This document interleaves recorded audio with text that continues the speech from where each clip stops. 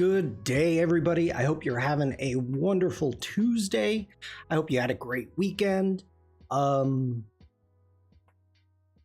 hopefully it's not warm where you're at. It is warm here, I gotta tell you. It's getting warm. It's just gonna be heating up, but that's okay. That's okay. Let's go ahead and take care of some introductions. Hello, everybody. My name is Shawn. I'm a photographer. I am based in Germany. Wherever you are watching this, you are going to see a Linktree link within the description someplace. Skylark, hello. Good morning. And that looks something like this. And the important thing, if you want to share your work with me and the community, you can join my Discord from here and share your work, and I'll show it live. Hey, Stian, howdy. Today we're going to be editing Stian's photos. This is a how I would edit your photos. Oh my gosh, Skylark, Lydia.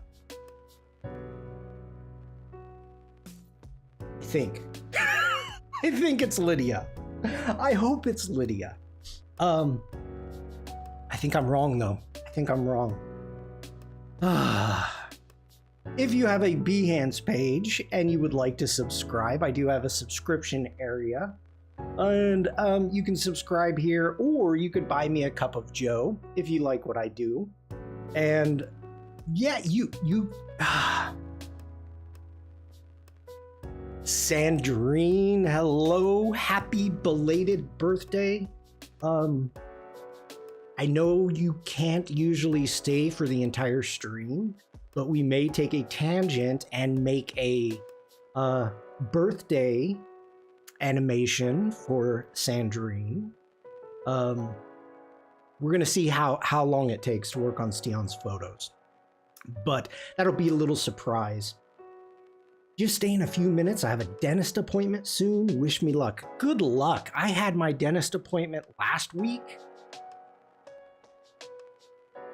Yeah. Well then, Sandrine, I'll be posting it to the Discord if we make something for you. If you're watching this on YouTube or the replay on YouTube, feel free to subscribe. It helps the channel. Give it a thumbs up. All that good stuff. And it helps the stream out. If you're watching this on Twitch, you can subscribe there, follow, all those other good things. I think that's enough about me. Let's jump over into the Discord. So our very own Elena has been streaming and has been doing some amazing work.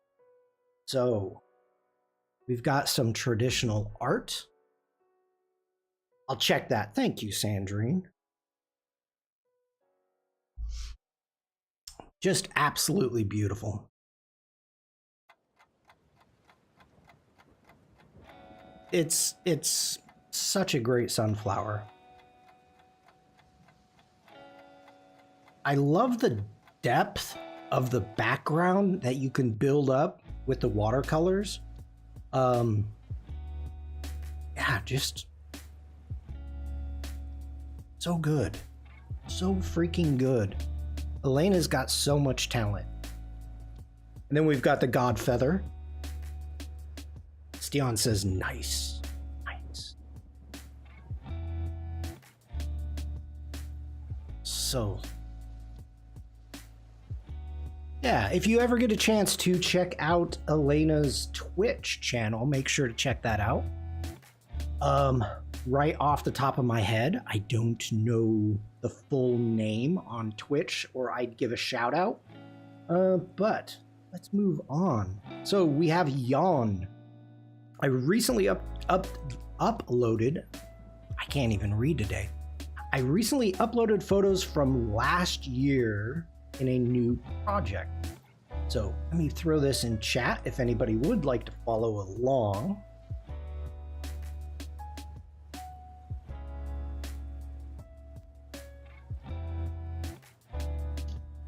Landscapes, France. Part 2. Okay. Let's give that an appreciation. I'm gonna go full screen. I always love the pathways through the sand dunes on the ocean. Shawn says, love the sky here. It is. That is a lovely sunset. What do we have going here? Buoys, maybe? We got some boats.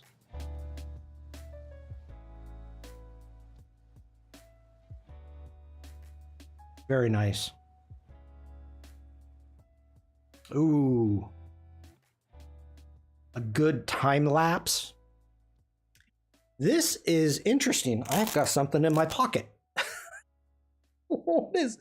Oh, glass cleaner. My glasses. What the heck is in my pocket?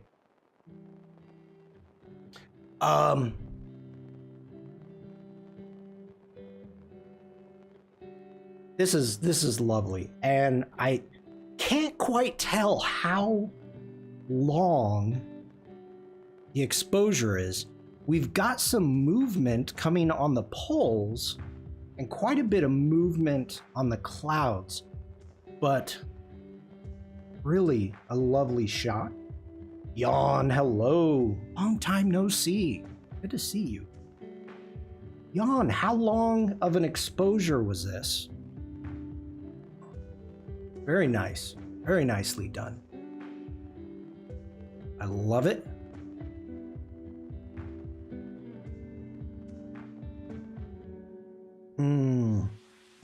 This is a great photo. This is a wonderful photo. That's a cool photo. It is. This is a great foggy shot. I love the fog. It was 1 minute. Oof. Wow. I love these types of shots whenever I get a chance and I'm on the Oregon coast. The one with the sunset, yeah. This one. 1 minute. It's really hard to hold your camera for that long. I love this, that you've got a little bit of life happening in the photo. It's a cool shot no matter what, but having that little bit of life really adds a lot to it. And yeah, beautiful shot.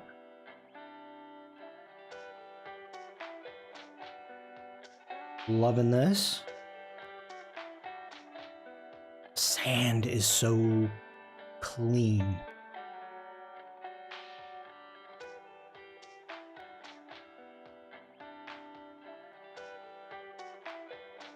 Where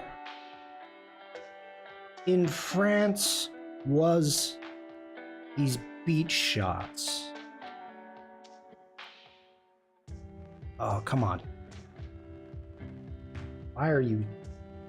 Oh my gosh. My zoom is all messed up right now. What is happening? Hold on.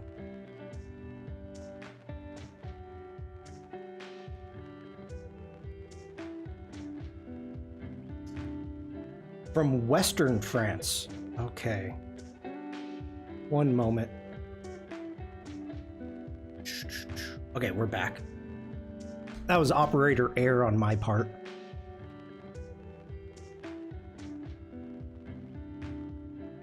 You need to stop breathing for 1 minute. Graveyards are full of long exposure photographers. This is fun. I like this. I probably would have tried to straighten out the buildings a little bit, and that'll even give you a steeper slope of the rocks and the sand dunes. But I like this. Very cool.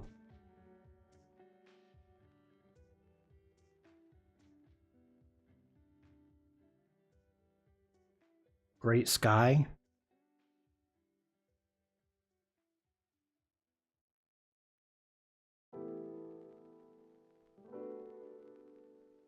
great foreground. I'm really digging this. I love the foreground. I love taking photos like this with the foreground. We've got our mid, we've got our background, sky. Really nice.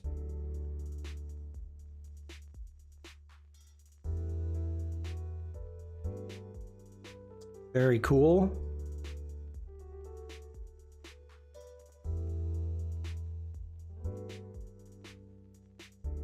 Wonderful shot.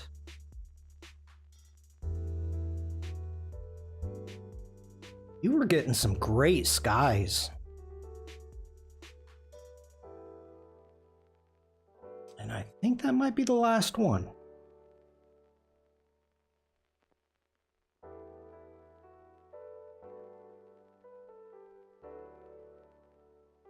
All right.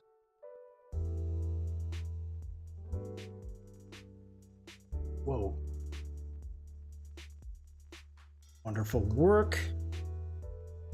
Thanks for sharing. Shawn says, yes, one day the skies were insanely cool. We can tell. Good luck, Sandrine. Good luck at the dentist. All right, make sure to appreciate, give it some love.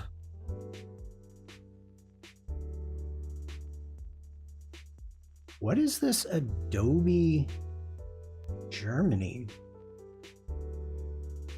I am not part of this.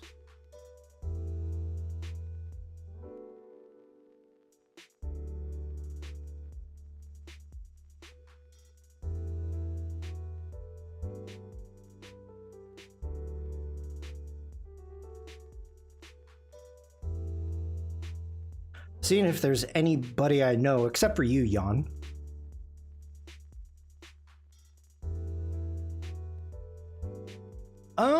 I don't know if it's official or not. It's about the team Creative People from Germany. You were just invited at some point. Well, how was I not? Come on. Very cool. Very cool. Thank you for sharing that, Shawn. Okay. So one of the things I do every now and then, once I get enough photos, what I'll do is I will do a how I would edit your photos. Now, disclaimer first off, this is not saying this is the best way, the right way, the wrong way, the only way to edit these photos. This is just me taking my knowledge, my take on your photos. Shawn, you are so welcome. Shawn says, thanks for reviewing it, Shawn. You are welcome. Thank you for sharing. So we are going to dive into Lightroom Classic. And we have photos from Shawn. Now, I did go through and look at these on my stream before. These are raw photos. So we're going to have a lot of dynamic range. And just so you know, I've got these in a separate calendar. So it's not, these photos are not in my catalog. I said calendar, excuse me. They are not in my catalog. As you can see, there's 49 photos right up here, 49 photos.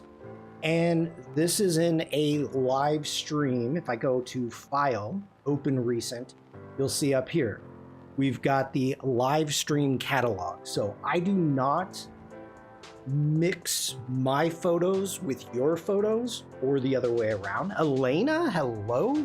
We were looking at your paintings earlier. Thank you for sharing. So nice. Let me give a shout out to Elena really quick. Hopefully this works. I'm trying something new.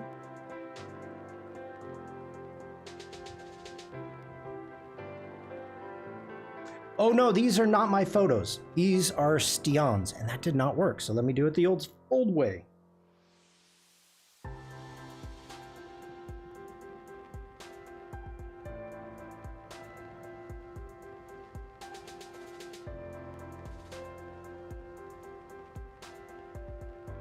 Hey, Oliver.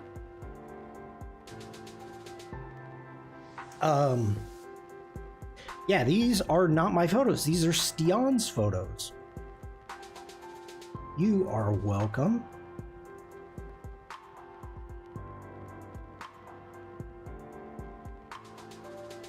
Okay, so let's just start at the beginning. Oh, Oliver, Sandrine is gone. Dentist appointment.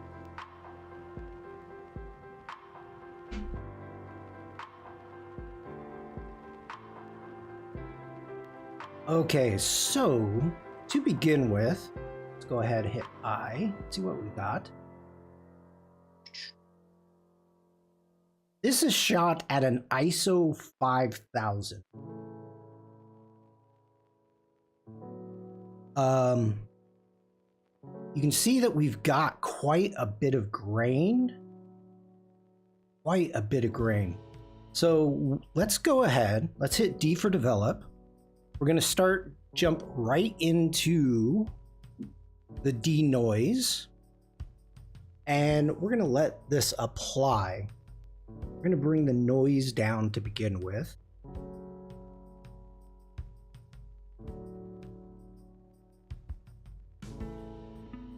"25 seconds.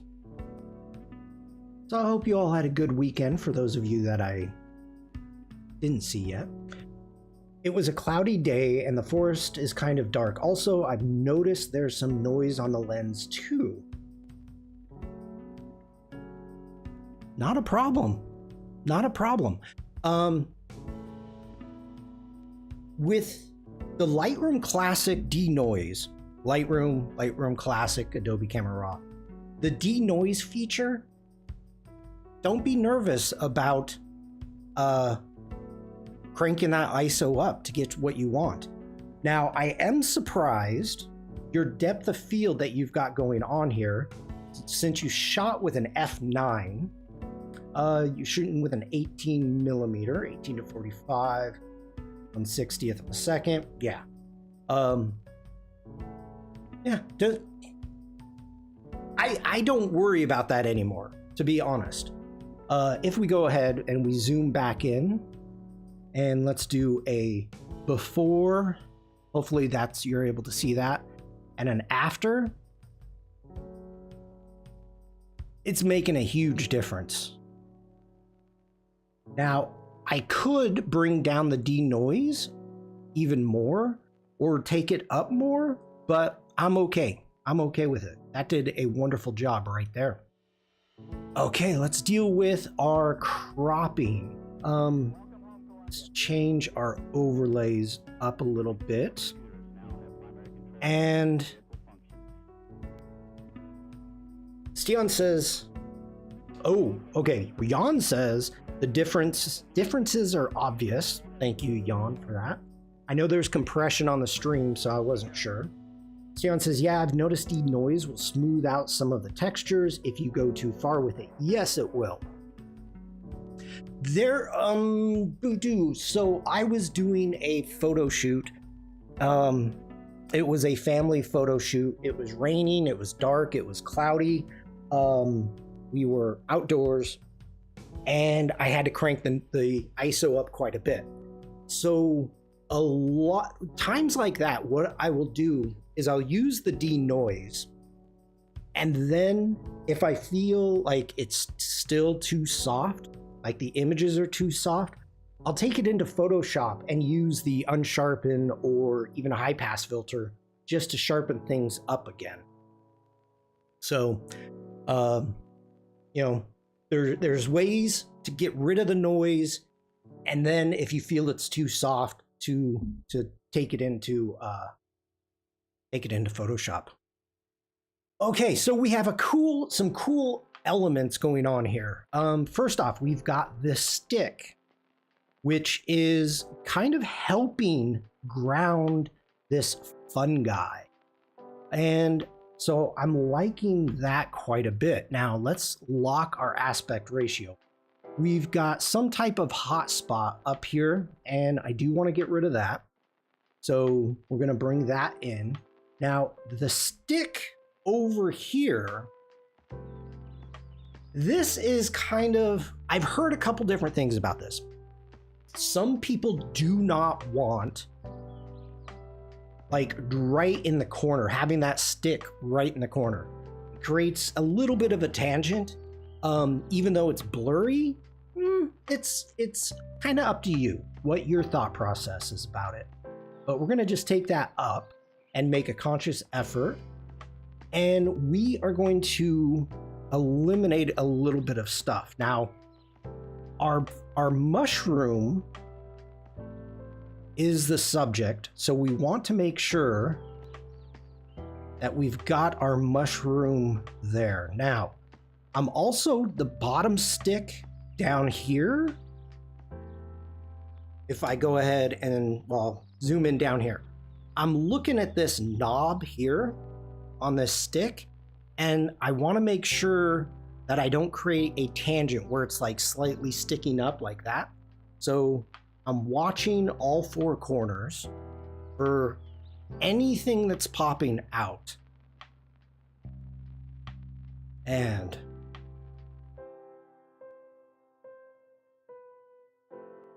I'm kind of liking that. Now there's, again, cropping, editing, totally up to your taste. I do like the idea of giving it a little bit of more room to breathe, having it feel more balanced, which we could do, but then we're going to be putting the mushroom right in the center.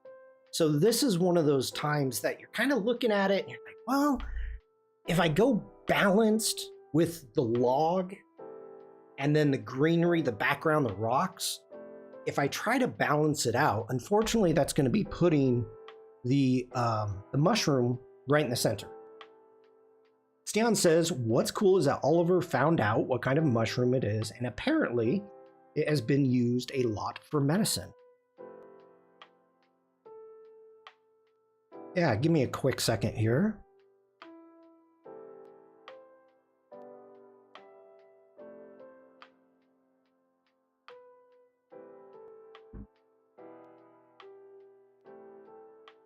Okay.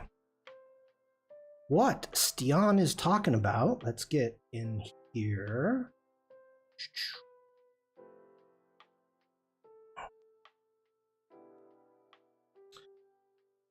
So what Shawn's talking about is that Oliver was able to figure out what kind of mushroom it is. It is a red belted polypore, and I'm not going to read the scientific name. So yeah, that's actually in the Discord if you're interested in that. It's not poisonous, but also not editable. Editable.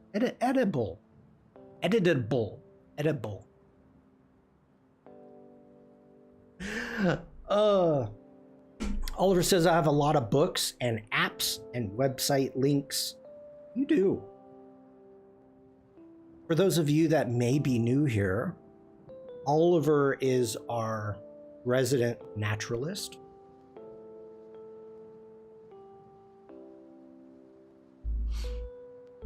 All right, let's get back to Lightroom.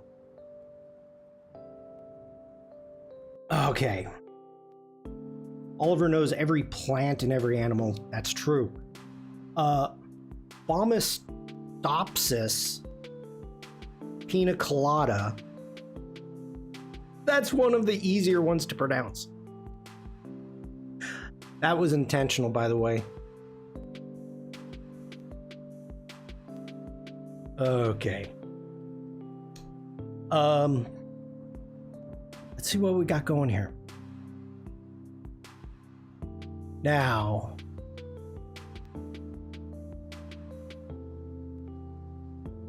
let's bring the exposure up just a bit. can bring our blacks down a little bit. Where are we clipping? Okay, we're clipping over here in the blue area. And just take that up just a hair. I'm gonna add a bit of texture, a bit of contrast, and we may come in and make some changes. I'm gonna do some local adjustments, and then we'll jump in. So let's grab our saturation. I want to take these yellows and bring those up. Whoa! That was loud. I gotta turn that down.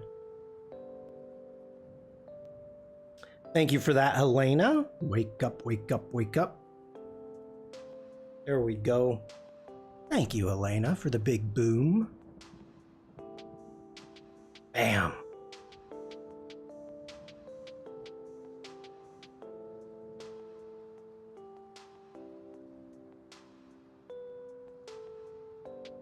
Just adding saturation into the yellows right there.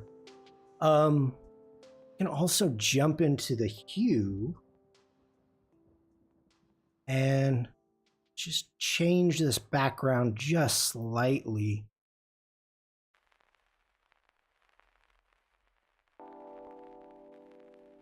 Okay, I'm digging that, I'm digging that.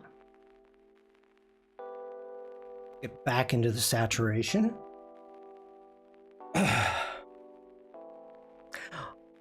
Oliver says we had a discussion about pronunciation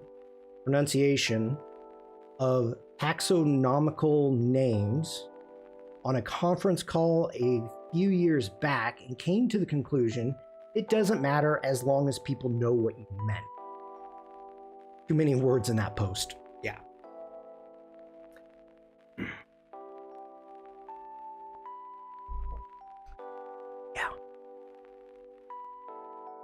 A discussion about pronunciation. Thankfully, I was not part of it. Thankfully. All right, let's get in here. We're gonna grab a mask. Let's grab a radial gradient. Do that. We are gonna make this about the size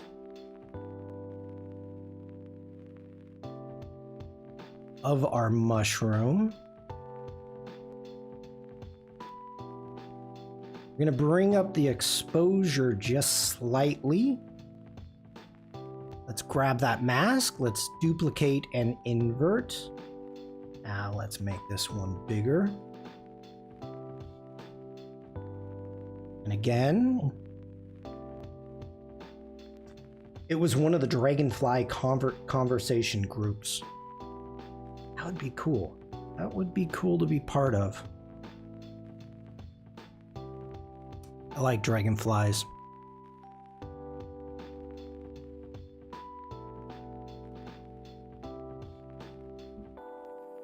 Let's add a bit more texture just to bring out that log.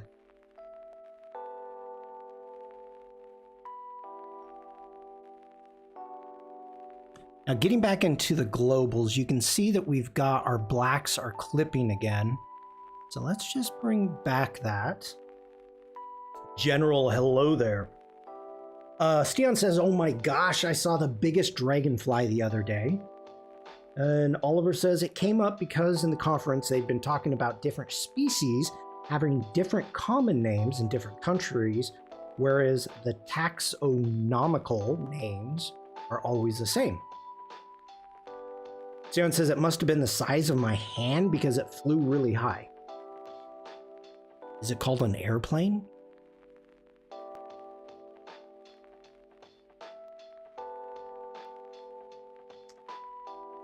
Probably one of the hawkers. A hawker? What is a hawker?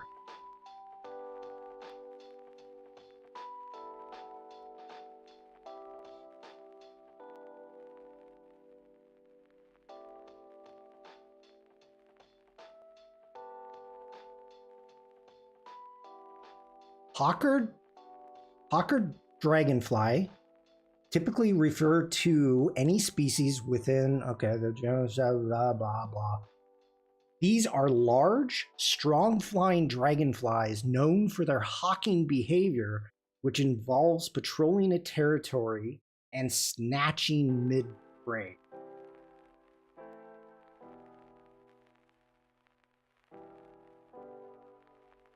Okay, here's that's a YouTube.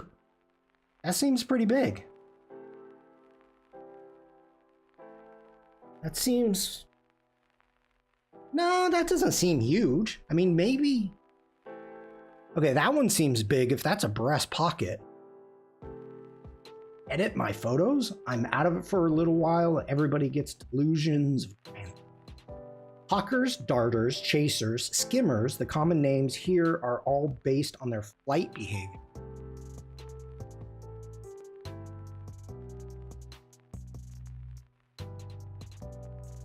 Interesting. So it's not really... Because, I mean, the color schemes that you get in dragonflies are absolutely amazing. Oliver has amazing photos. But the color schemes... Well, I guess, okay. Now, what did it say about the bite? Holy cow! Look at that image! Holy cow! Okay, like, hawker dragonflies, like other dragonflies, have strong mouth parts, mandibles, that can deliver a painful bite, but they do not sting. While they may try to bite if handheld, their bites are unlikely to break the skin, though they can cause pain and sometimes draw blood. That is freaking huge. Oh my god. Okay. I have not seen a dragonfly this big.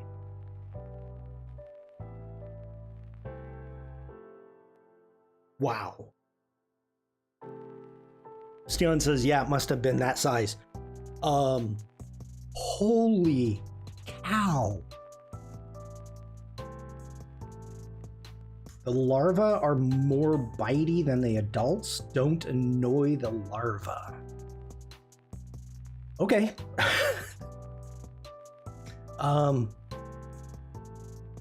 Wow.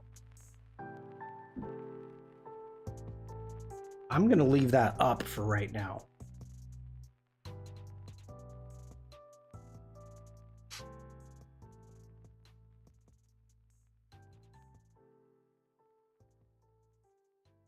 Let's get back into the masks. We want mask 1. Let's bring our whites down. Let's increase the saturation on that. It's the perspective. You're going to find that perspective depends greatly on our own point of view. Excuse me.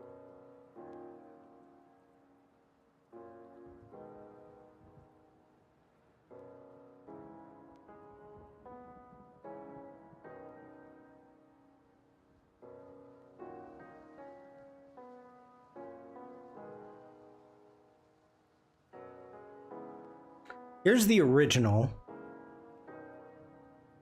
Here's where we're going. As you can see, we're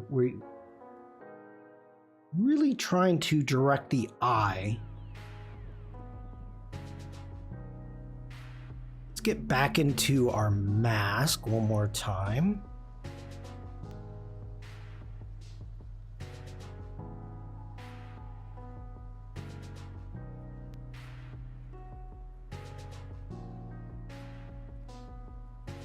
We're going to do kind of a double sharpening here. Just a little bit of sharpening, a little bit of clarity. Caroline, hello, hello. How are you?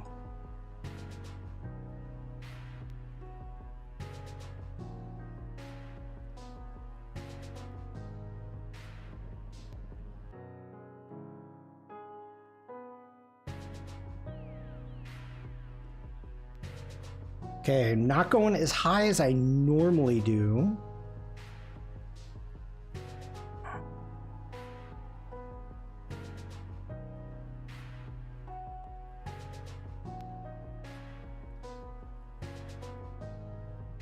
Okay, I like what we've got going here. So that is the original. Twice the sharpening, double the crispiness. I want my mushrooms crispy. That sounds gross. That does sound gross. Crispy mushrooms. That is the before. And that is the after.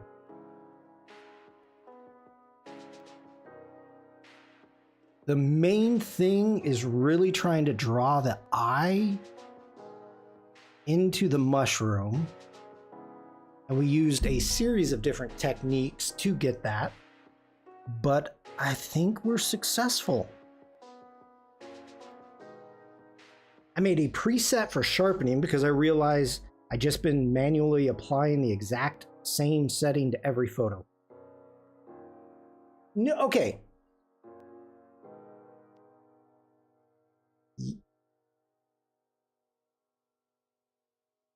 I'm doing well, Caroline. Thank you. Here, my masking. I'm thinking through this. All right. So sharpening, the amount of sharpening that I like to do, usually right around 80 on a raw image. That's normally right around there. That's kind of my basic. But the biggest thing, depending upon what it is that I photographed, will depend upon how much of the mask. Now, it could be like here, I've got 70. It's up to 70. Other times, I'll go up to 90, 95 on the mask. So I would be curious, when you have a preset for your sharpening, is that also masking? But okay, we're gonna call that one done. Let's jump over here, grab that. Let's give that a color red so I know we're done. And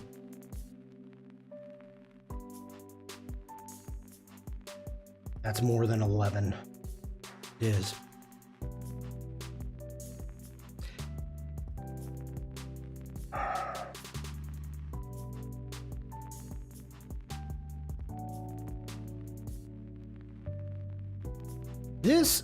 This is a tough image. And let's jump back here.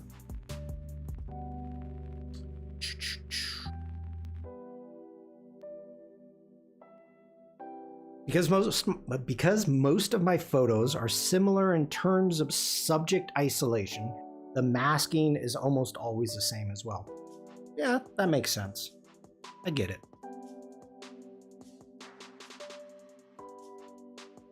I get it.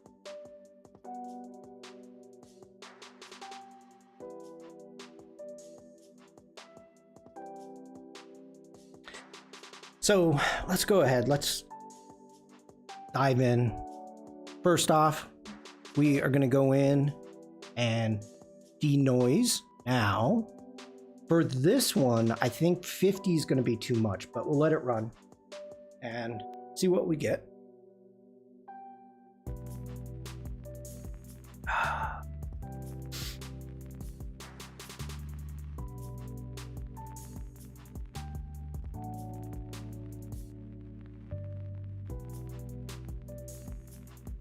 Okay, almost there. Come on. Come on.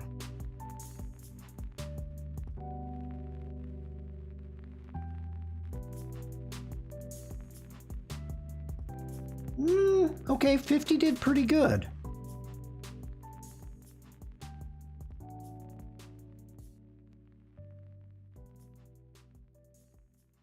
We could do more. I don't think it needs it though. All right. Cropping. This is going to be a tough one.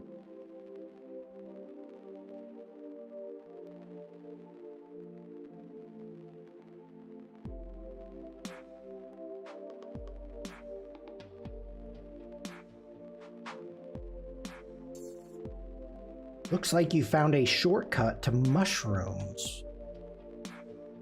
Maybe.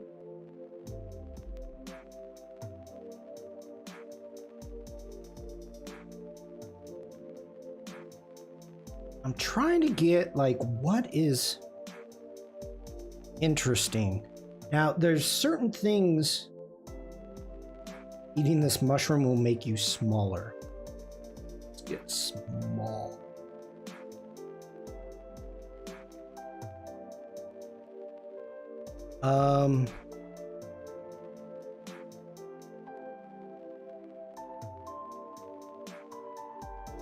Those branches at the top are just, they're killing me here. Oliver says, my joy at the new denoise not creating DNGs was short-lived when I realized it's just storing much of the same amount of data in my library instead, so now it doesn't get offloaded when I archive at the end of the year.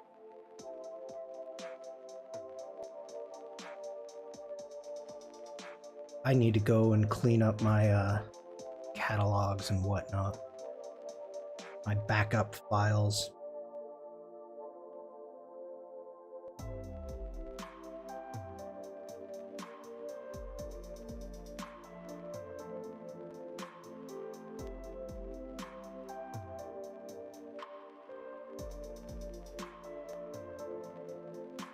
Okay. Now, I've got a couple issues that are happening here.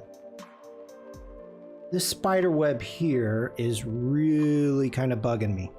Let's bring up our blacks. Jeez, you are really freaking clipping there. Okay.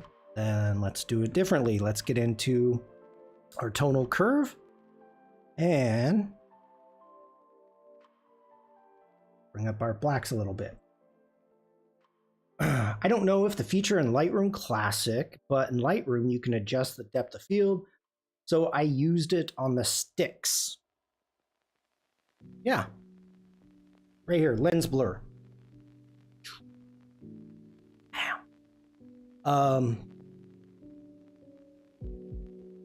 Elena, have a great day. Thank you for stopping by.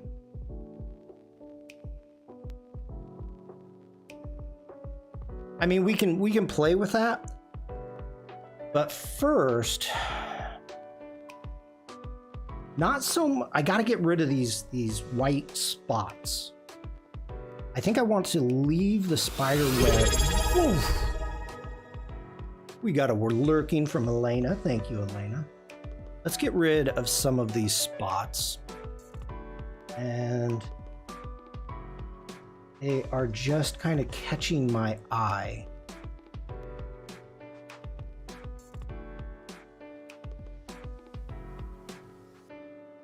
Something there.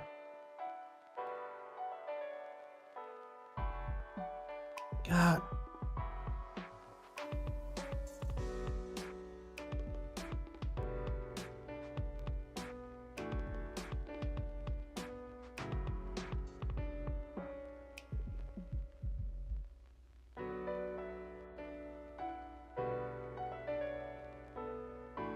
Oliver says, I've used lens blare a few times, sparingly. Used it on one of my edits of Paco's photos for Photo Talk to change the focal point. It feels too cheesy at times.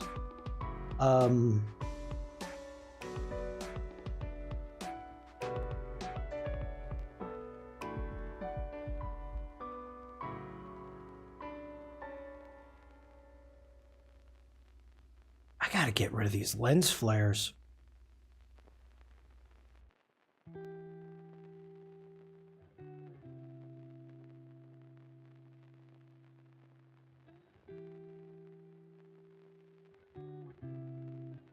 Okay. Congratulations, chat. Thank you for the 100 messages. Give you a big boom.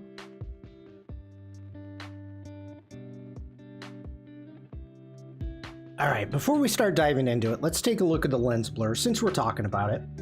So I'm going to open up lens blur. We're going to click apply and let it analyze.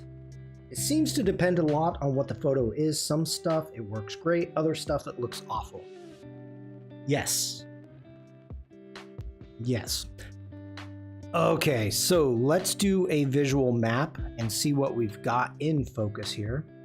So it is choosing everything here as into being in focus. So we've got the mushroom in the yellow, we've got part of the bark. These branches here are slightly, and we can always come in and kind of adjust stuff as needed.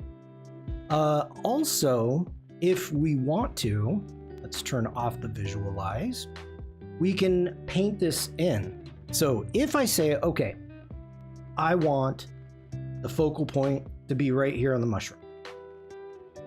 Okay, so we've got the mushroom. Now, if I go into my brush settings and I click blur, I can end up coming through and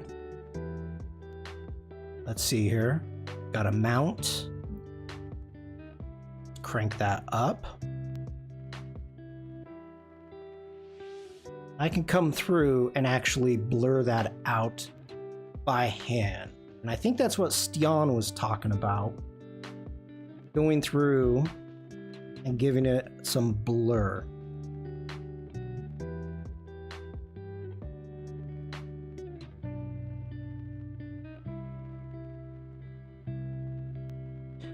You got to make sure to get those edges. You don't want hard edges whenever you blur.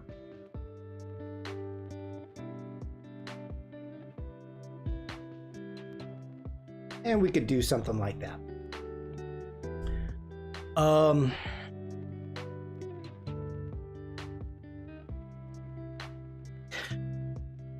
The issue that I have with this, I understand why you did it.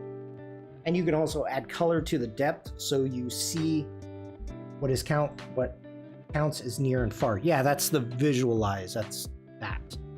Vikram, hello?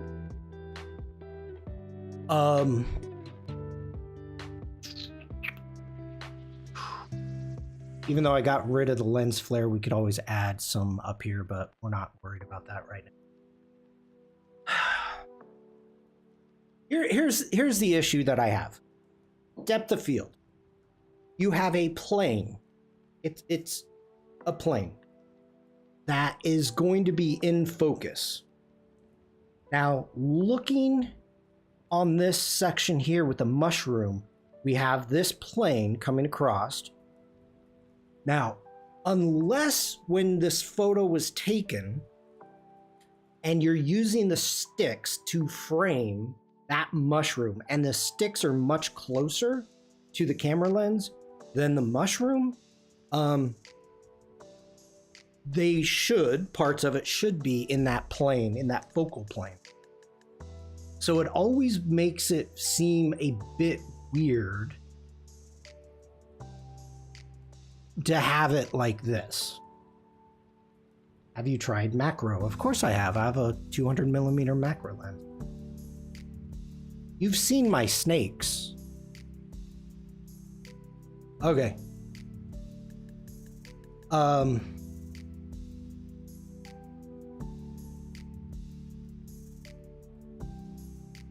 Something's bothering me here.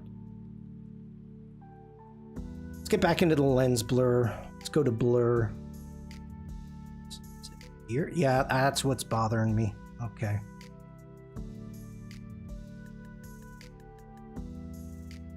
Tony. I'm in the circle of confusion, embracing it. Feels a lot like home. Welcome in, Tony. Good to see you. Good to see you. Tony, I got a message that I'll be going to Max. So even if I don't TA for you, Tony, I will be seeing you at Max this year. So that's always a plus. always a plus.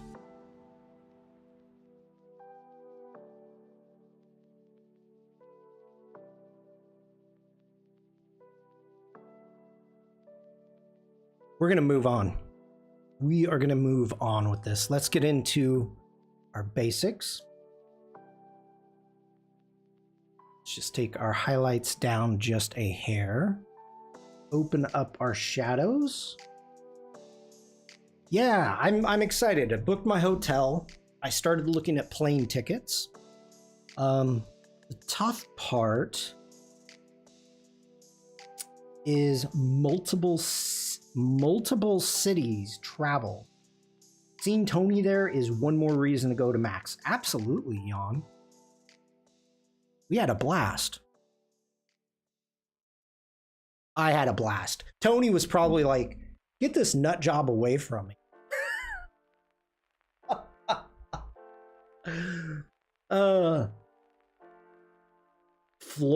Florin Springstone. It would be my only reason to go to Max.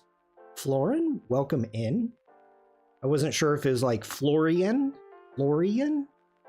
Hopefully I'm pronouncing that right. Could you let the Max team know, Florian? Kind of like Florian. Very floral. Tony says, I was not. I loved having you there. It was a blast. It was a blast. Okay, so we've got started getting our global. Now, I know the team says not to do it this way, but I'm going to do it anyway. So let's jump into our masks, and we are going to do another radial mask. Florian is the long form version of Tim. You lie. You lie, Tony.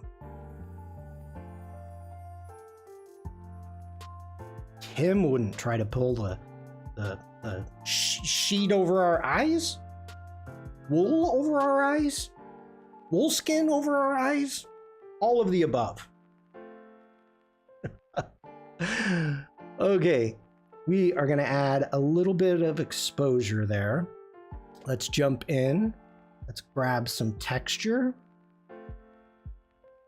A bit of clarity, not much.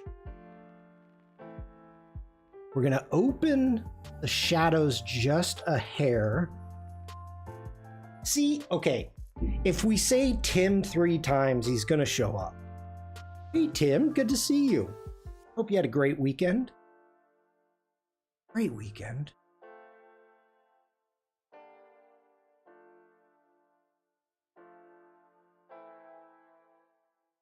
Bruce! How you doing, Bruce? Okay, adding a little bit of contrast. I'm gonna bring in some saturation, and that's mainly, I mean, we've got just kind of grays in our whites, but we've got a little bit of crispiness right here along the edge, which I guess is the mushroom meat.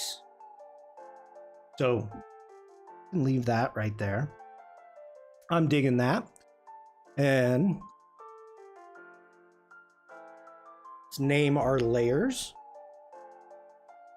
Let's go ahead, duplicate, invert.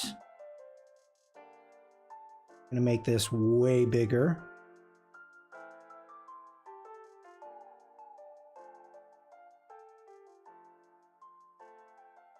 Darken that up a little bit. We could really go in a different direction here. We could bring down our clarity.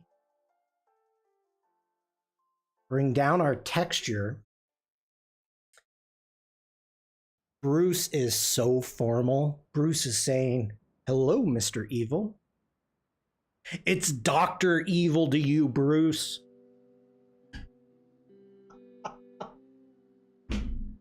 Can you imagine Tim as Dr. Evil? Oh my gosh. Tim, if you ever do a stream as Dr. Evil, I gotta be there. I gotta be there. Oh.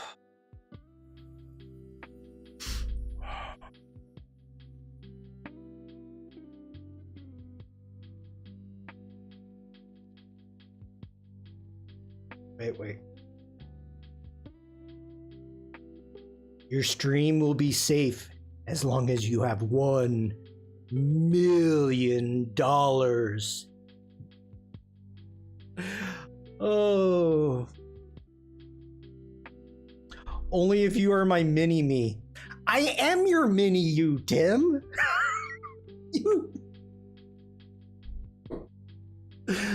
I am so freaking a mini-me to Tim. Oh my gosh. When we're standing next to each other, he's like hitting me with his elbows. Ow. Like 99% of the population could be Tim's mini-me. Oh my gosh.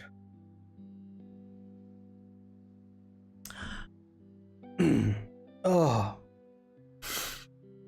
I'm derailed now. I am so derailed. Okay. It looks like a snake's head popping out of the wood. It's a mushroom. It's a mushroom. What do we want to do here with this background? Let's go ahead and let's warm things up just a bit in the background.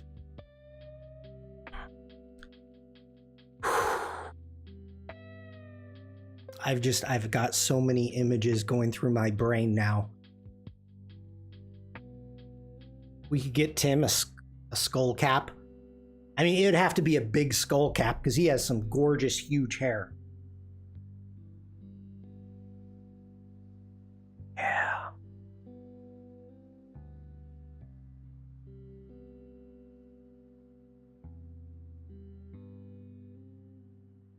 Just bringing the whites down a little bit. Okay.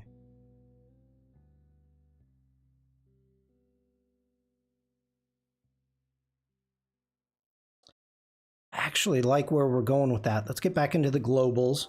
So that's the before. That's the after.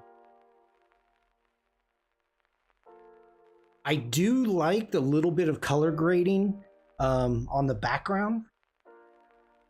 I have one regret with this image. I should have taken one above the mushroom because I love the texture. Yeah.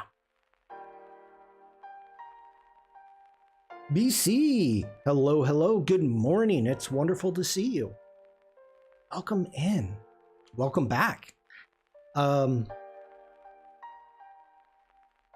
like what we've got going on here. Let's go ahead and go through just a little bit of global editing here. Let's add a little bit more texture. Do tiny bits. I am doing well. How are you doing? Bring in a touch of vibrance, not too much. I hope you had a great weekend.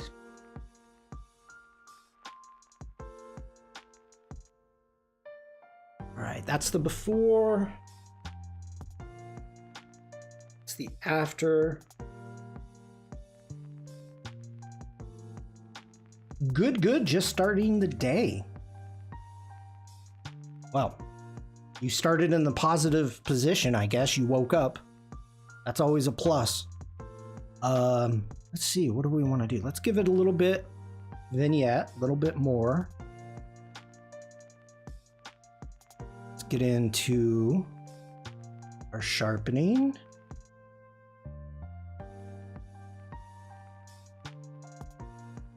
Holding down the Option key, grabbing the mask.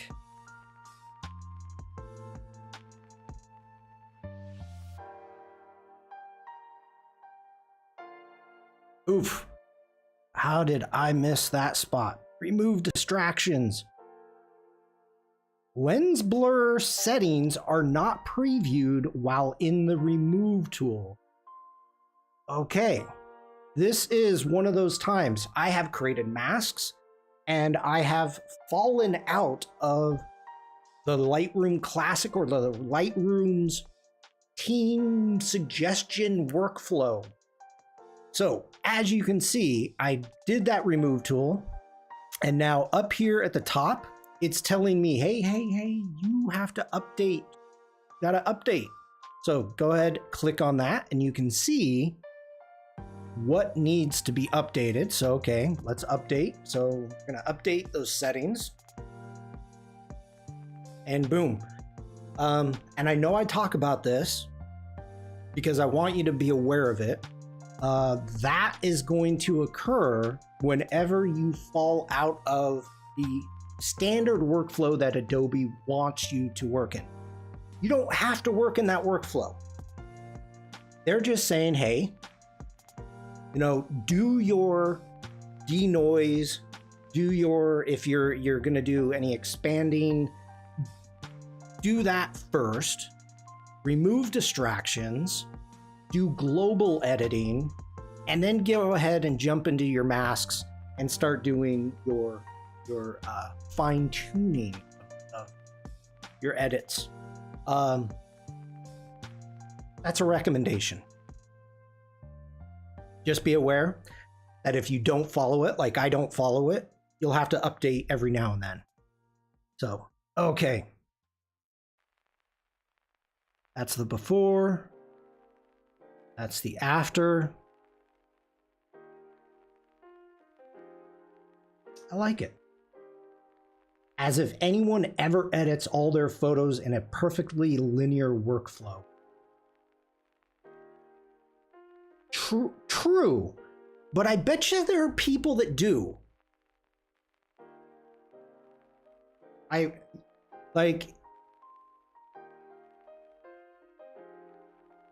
Okay. The people that do may not know this. Okay, so if you jump into customize your develop panel, there is a default order that the team would like you to work from top to bottom. They want you to work from top to bottom. Now, that is not my workflow. So I have changed and dragged around my panels so I have them in the order that I want to work. There could be people that if you are set up by the, oh, this is news to you. Okay, let me show you where it is again. If you right click on the panel, you've got customize development panel. Now I have also, and I know, Oliver, I know what you're gonna say because you always say this. Let me talk about solo mode really quick. So I have solo mode active. So as I go through, I can only have one panel open at a time. It automatically shuts the other panels and opens that one. I do not want to scroll. I like to scroll up and down the tools as much as possible. And Oliver hates solo mode. That's perfectly fine. I hate scrolling. So I'm in solo mode. That means only one panel can be open at a time. Okay, now right click, go to customize panels. Hey Frank, I did not see you come in. Good to see you, buddy. So from here, you can drag and drop these around, and you can even hide Captain Solo. I walked into that one. I don't know why you would do this, but you can actually hide panels also. So let me cancel out of that. DC is saying I don't go tool by tool. I fine tune as I do each aspect where needed. That's perfectly fine. That's great. As I said, everybody's got a different workflow. And that's one of the cool things with Lightroom. Well, really almost all of Adobe's apps is you can customize your workspace for whatever works with you. So that's a good thing. All right. Let's jump out. Let's give that a 6, turn it red. And moving on.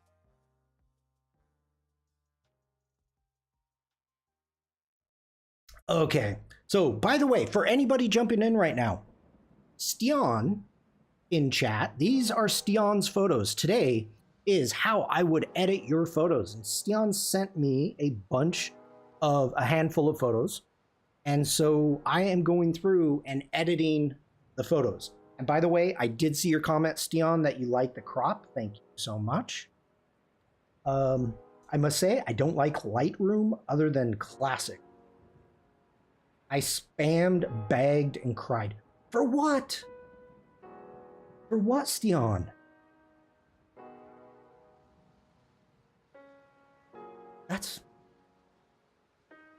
I rearranged them so that the ones I don't use much live closed at the bottom and the others are just open.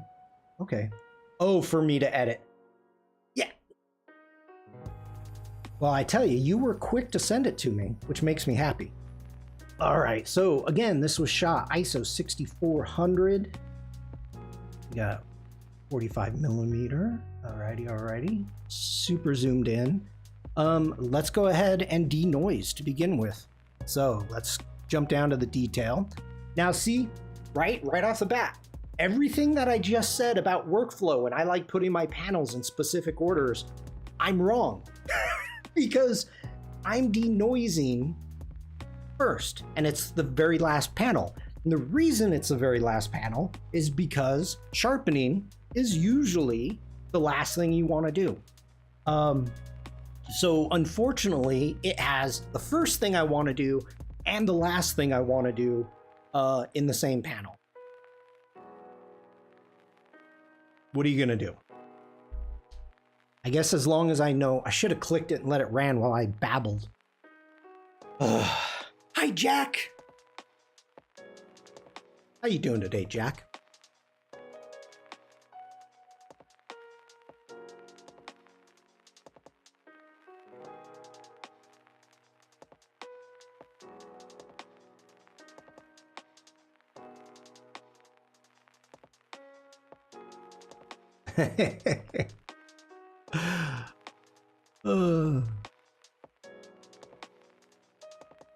Gosh, that denoise does a good job.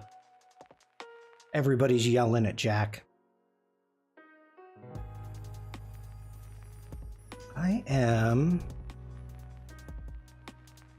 Yeah, I think I'm good with that.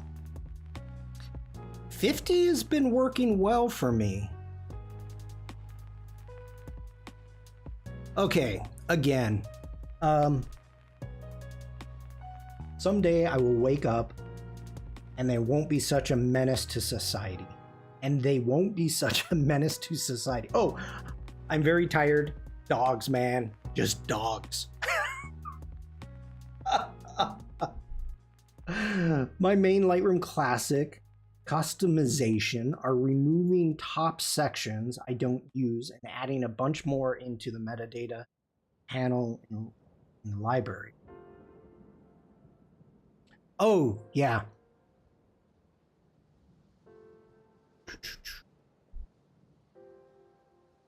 I had to think about that for a second. Okay, so first off, distractions. I'm looking for distractions. Now we've got this spider web right here. Now I know we've got water droplets, but it's so small that I find it a bit of a distraction. So it's too bright for me. So let's jump into the remove tool. We are going to make our brush super tiny.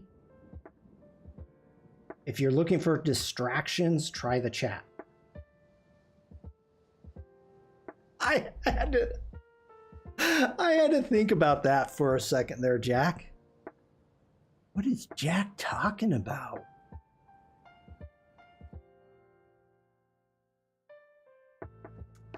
I did watch the replay of Wade and your stream, Jack.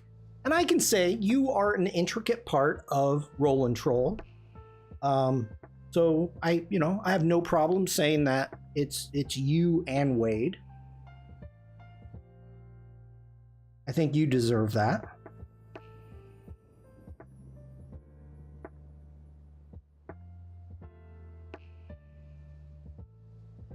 Yeah, that one bothers me. Very good stream. All right.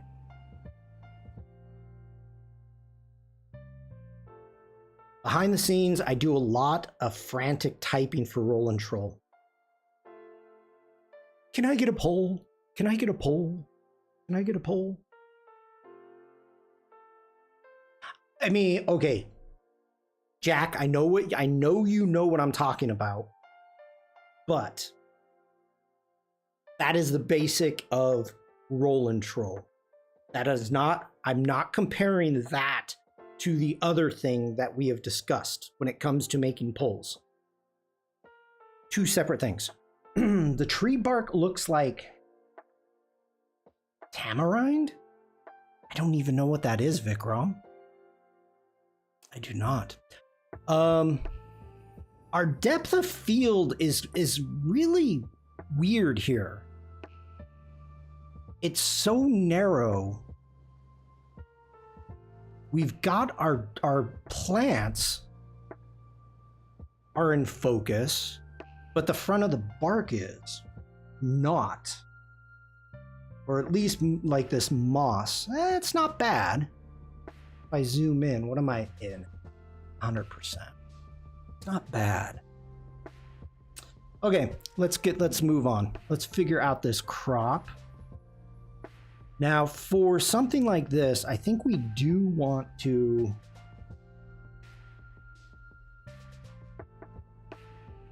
give this more of a balanced feel. So, like, everything over here on the other side of the tree is kind of unimportant. Now, if we are going to go the rind of tamales,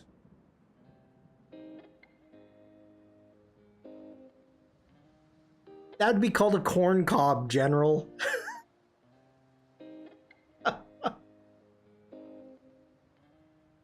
Oh my gosh. Okay, so if we are going to go for a balanced feel here, I like the idea. Oh, you guys are cracking me up today. We can have the plant more in the center. Now, let's even take it down more. I do want to try to keep as much as the moss as possible. I feel if we try to go thirds, we're going to lose a little bit of the moss. If we go the other thirds, it's going to feel unbalanced. So I think we're going to do an very intentional balance here. Okay, we've got this weird white log something kind of going through the background.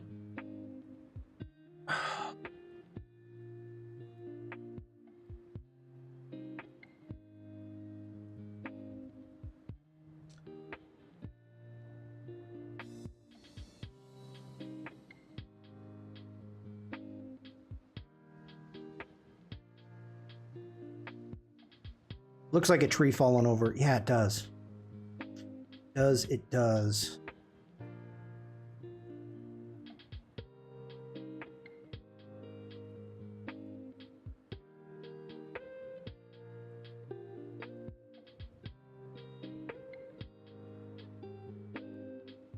Contemplating going black and white with this. Let's do a test on this.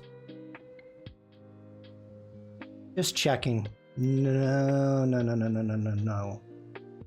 The green colors look balanced. Too light green shows sprouting new and dark green shows old.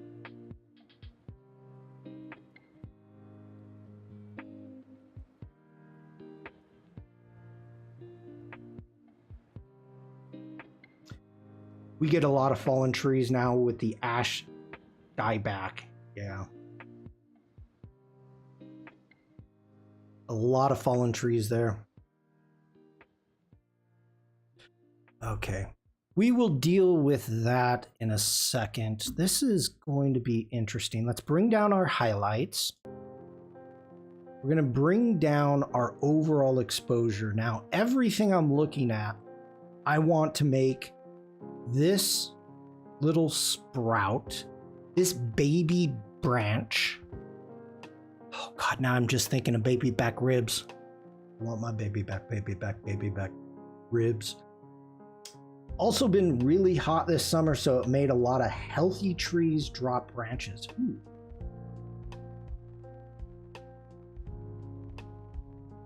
Okay. Like what we've got going on, bringing that exposure down. We can bring our shadows down. Let's increase the whites a bit. Not too much because it's affecting that fallen tree. But we're also getting these white spots here, which I do like on our tree limb. Let's bring in a little bit of texture. Tiny bit of clarity. You can add some dehaze, and that's going to darken up the background even more. So that's working for me. We can jump in, add a tiny bit of vibrance.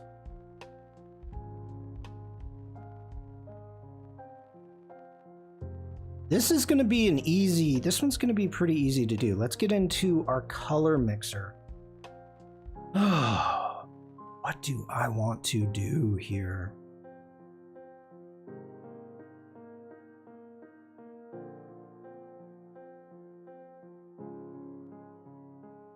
Let's see what we get. A touch of saturation on that green.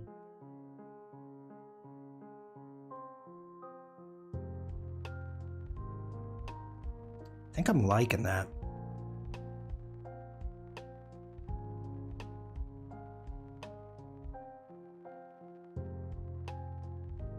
It's going to be super easy, barely an inconvenience. That is true, General.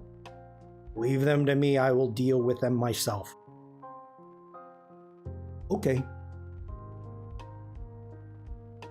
Are you a mod, General? I can't see over on YouTube. Did I mod you up?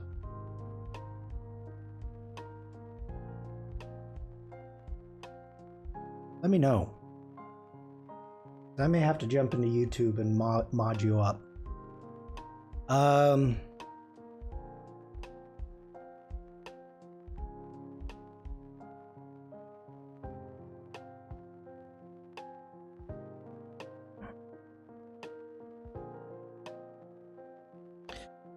Okay, let's jump back into our color mixer. Let's hit luminance.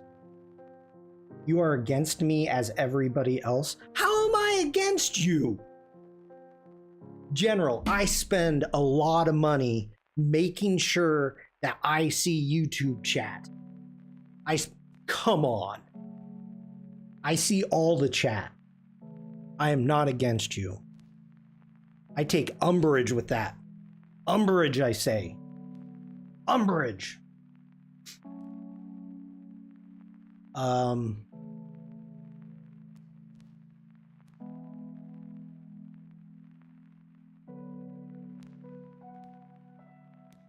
I didn't make you a mod. Well, I apologize for that, General. Give me a moment. Let me see if I can do that really quick. I have to think. I have to figure out how I did it. It's been so long ago. Let's go here. Perhaps you feel that you are being treated unfairly. Deserves it. Comments. Yeah, come on.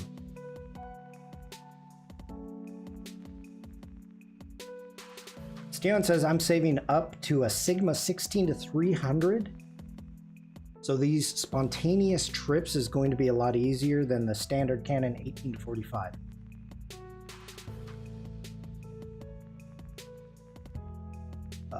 Dashboard. Where's my mods? Where are you, mods?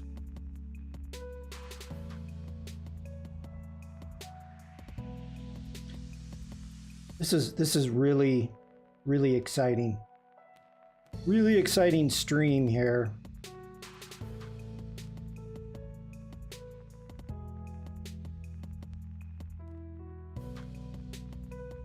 This is crazy. How come I can't find my mods?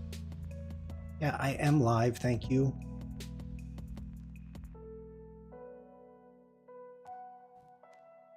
That's funny. That's funny.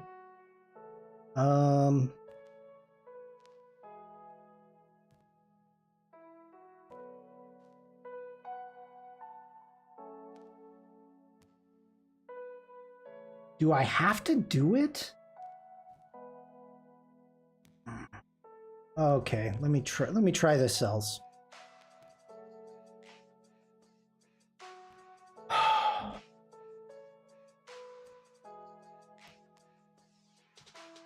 Okay. Pin remove, add as moderator. Okay. General. Managing moderator can manage block words. Yes, yes. Can review and remove chat messages. Okay. Okay.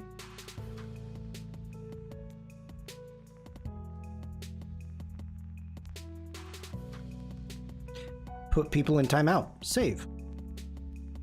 General Kenobi is now a standard moderator for your channel. General, if you need to, go ahead and refresh. And you should be a mod. Don't say I didn't do anything for you.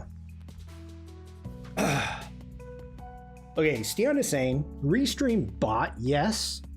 We use them at work and the results speak for themselves. I borrowed one of the lens. Oh. Why did you at me, Restream? I borrowed one of the lenses for my camera and notice it makes a lot of noise. But I think that since it's an EF lens on an RF camera, makes sense.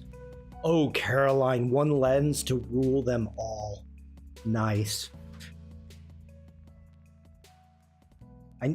Oliver's saying I normally carry a 17 to 35 millimeter wide to normal, a 100 millimeter macro, and a 100 to 400 telephoto lens. I will be sending one photo for edit for fun. Okay.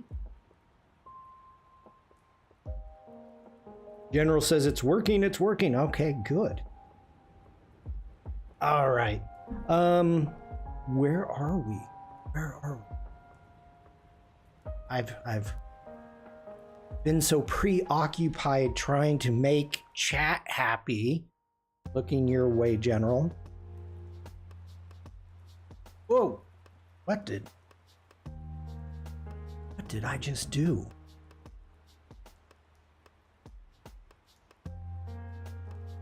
That's the before. That's the after.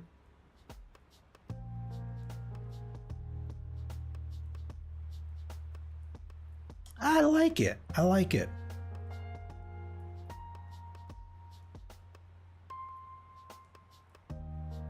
Add some sharpening there.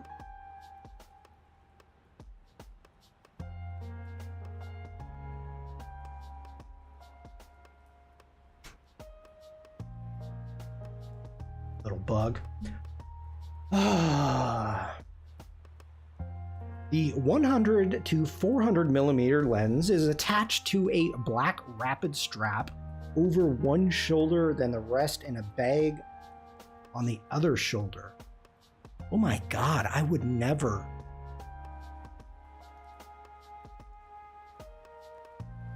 My monster lens is in a freaking suitcase behind me.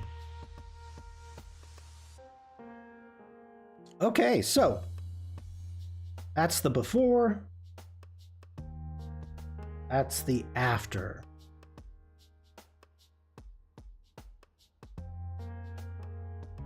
I like it. I like it. Let's turn that red.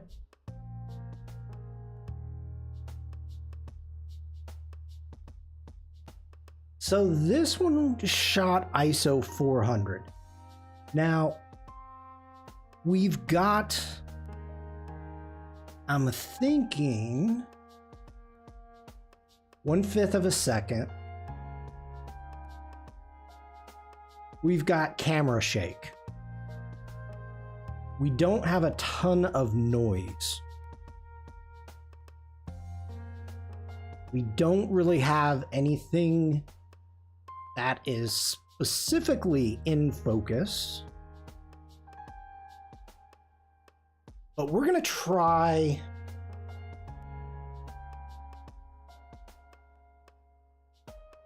I take it. What size is this? Too big. Okay.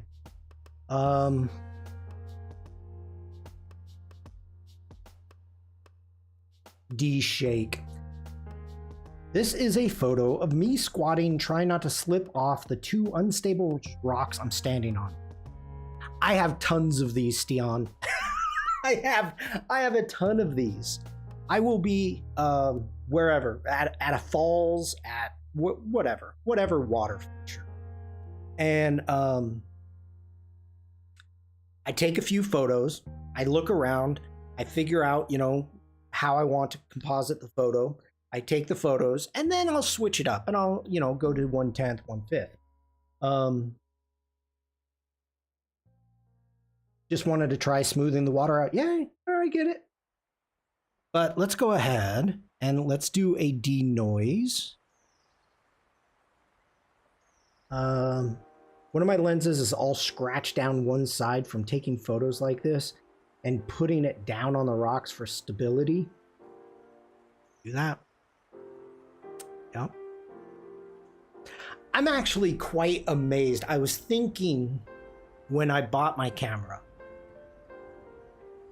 and it's like 9 years old, maybe 10 years old now. It's like, wow.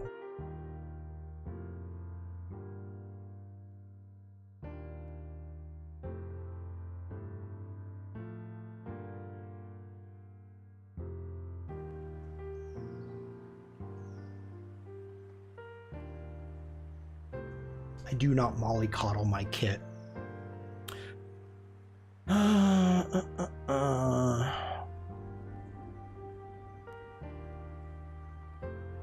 So I was hoping to try and get a little bit more sharpness here. Not really working. So let's open Photoshop. Wow, it's already 2 o'clock. Hi, Umacorn. I just use shooting techniques I learned in the army to shoot a photo like this. It isn't as stable as a tripod though, but shooting is shooting. Yeah.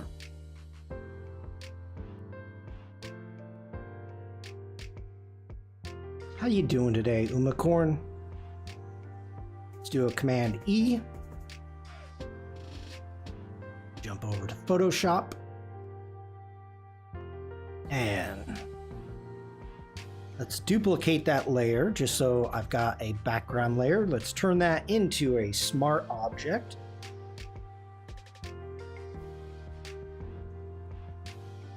To enable re-editable smart filters, the selected... Yeah, that's what I just did. You can do stuff like this, but taking a whole load of shots in high speed and then merging them in post, it works surprisingly well.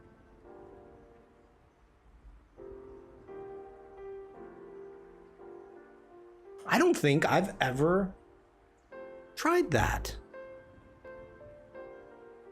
for getting smooth water. I know what you're talking about. Interesting. Okay, let's jump in. We're gonna go filter.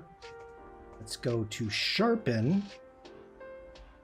Let's actually try it. Let's try a high pass filter to begin with. See what we get here.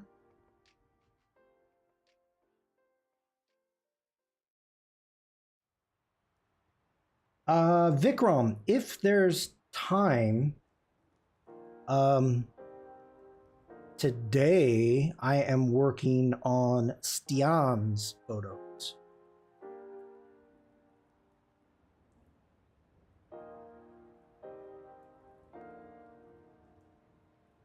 Okay, let's take this. We're going to set that to...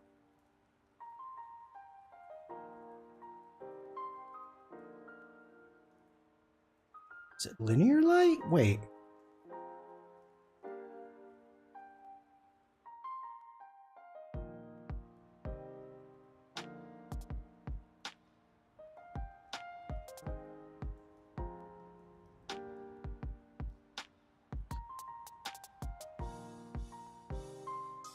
Yes. Yes, Umacorn. It's supposed to be... What is it right now? I think it's supposed to be 34 here today. 35, something like that. 36. Yep. Yep. Oh, duh, Shawn. You gotta have the freaking layer on in the background. You big dummy.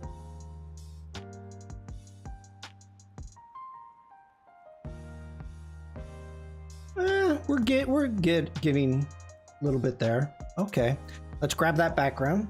Let's go ahead. We're going to duplicate it again. Let's go into filter, sharpen, and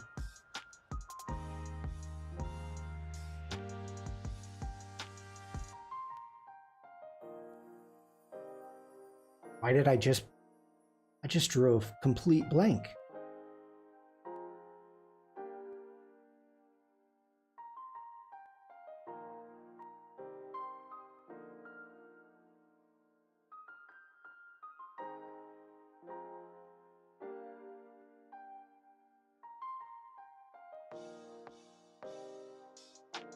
Where is that grass? Okay, that is right there.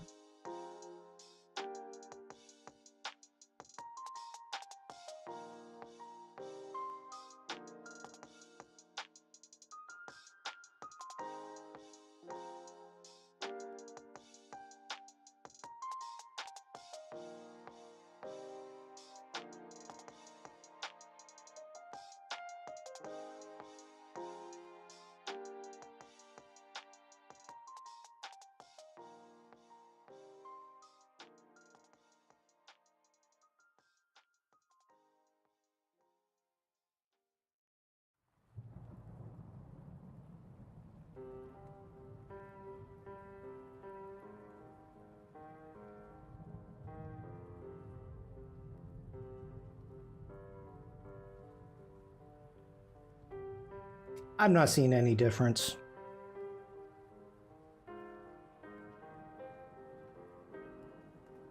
Okay, we're going to take this in a different direction then. Okay, let's do a Command S. Let's let it save.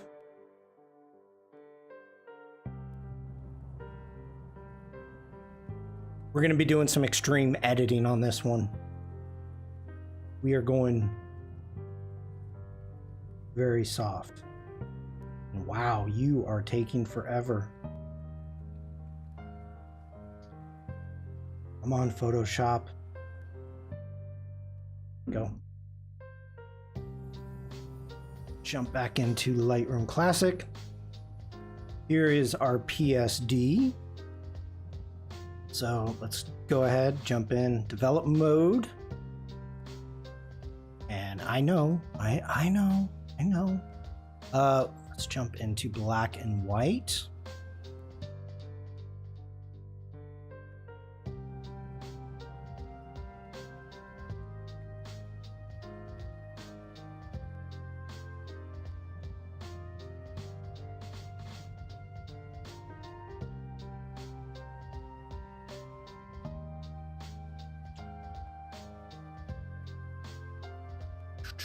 Okay. Now we need to increase our whites. We're going to bring our blacks down a little bit. Increase our highlights. Let's open up the shadows just a bit. We're going to bring our texture down. Oh! We got a we're lurking from Frank. Thank you, Frank.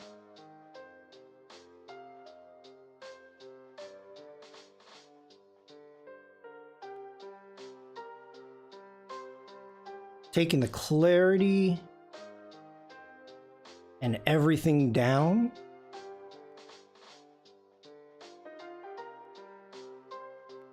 And actually add or subtract some dehaze. Okay. Now, what we need to do is we need to grab a linear mask. So a linear gradient. We're going to pull that from the top. And we need to darken up this top half. So let's bring down the exposure. And again, we are just trying to direct where we want people to pay attention to.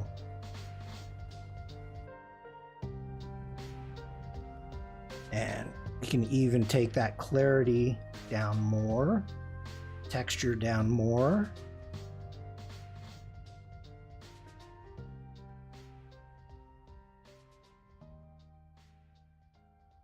Okay, I'm liking that.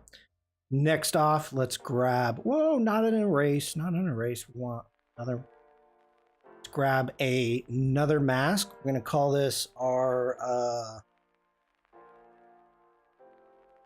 darken. Let's make another mask. Let's grab a brush. Let's increase the exposure. And hey, Devlin.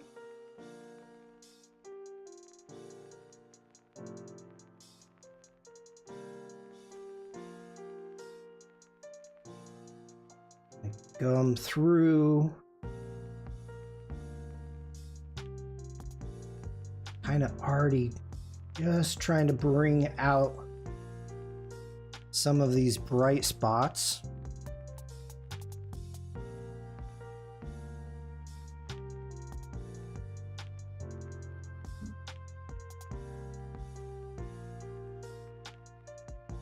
How you doing, Devlin?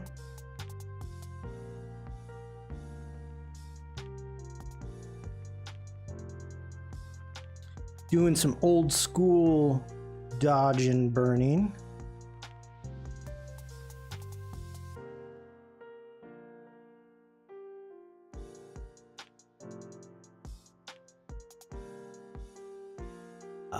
Dun dun dun. Doing okay. Lurk mode before popping in. That's Devlin's way of saying, is it worth me being there? Do I need to be there? What can I add?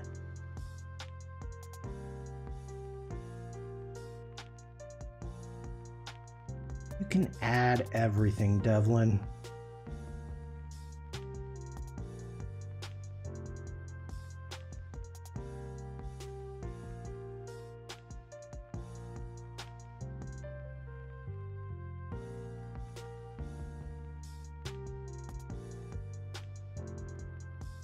Okay. That's going to be our dodge. Let's make another brush. And this is going to be our burn. Nearly faint. Oh, heard Steon crying and begging. Heard tamales being made with corn cobs rather than husks. Nearly fainted. See, if you say Tim 3 times, Tim shows up. If you talk about Mexican food, Devlin shows up.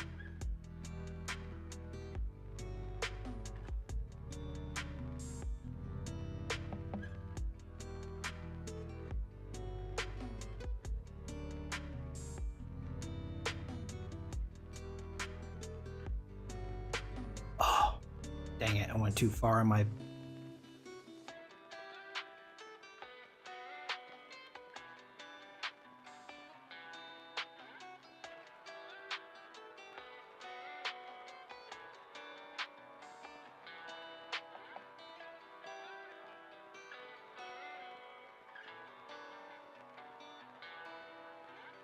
Why is my feather? There we go.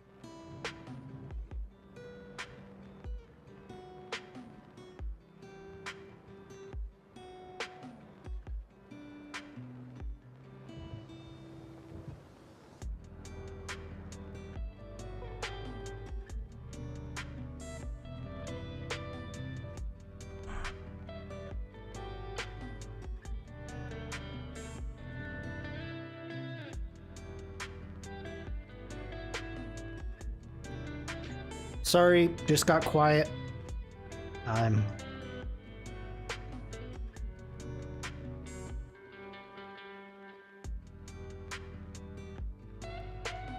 focusing.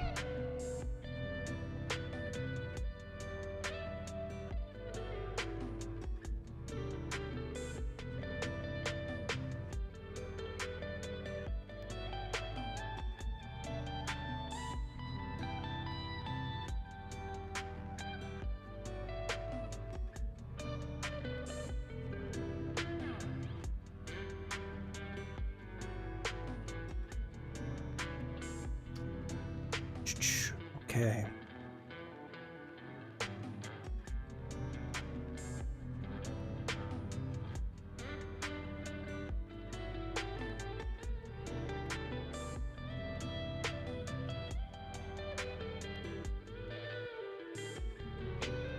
Your serious face showing focusing. Focus, focus, focus.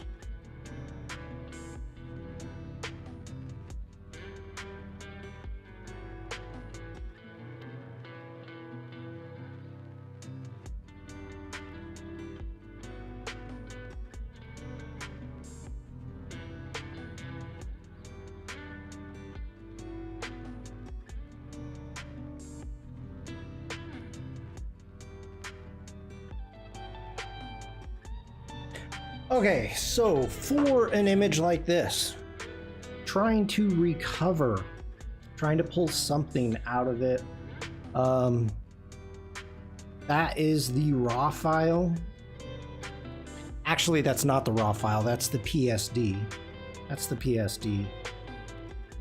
And then just trying to bring that up a little bit more. Yeah. Okay, moving on. You had another one. Oh, that's okay. Whoops, it's the same one. Okay, this one is not gonna need a lot. This is not gonna need a lot. This is a cool image. I enjoy it. So first off, what we want to do is we're going to go into our crop and grab our angle. We're going to select this bench right now and making sure that that bench is straight. As for the crop,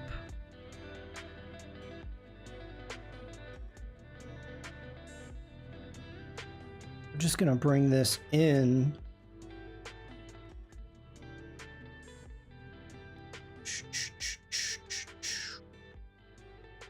Right like that. I'm going to lose a bit of the sky right there. We're going to close that down. Let's go into our basics. We're going to grab our highlights. We're going to open up the shadows just so we get a little bit of detail. We know what's going on. Next off, we need to remove this pole. So you are gone.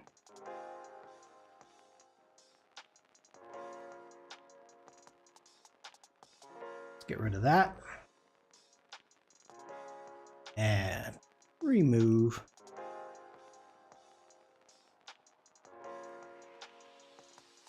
We've got 3 options to choose from. I like number 2. Let's see. Let's turn off the generative AI. We can get rid of all these geese. Make it into a long exposure background. Why? There's nothing moving here. Okay, we've got a person walking. Let's get rid of them. This white spot there is bothering me. Get rid of that. Any trash we need to get rid of. Yep, right there. Let's get rid of that. You. And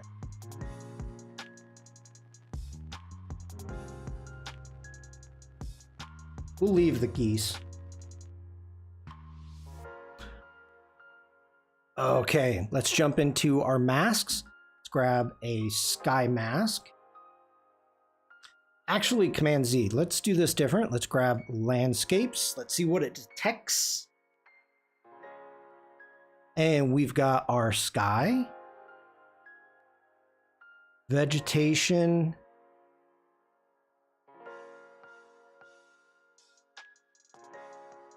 Yeah, let's just make those 2 masks. Okay, let's start with the sky.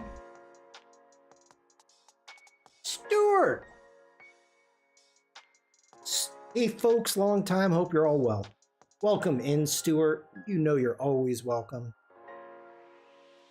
It is wonderful to see you.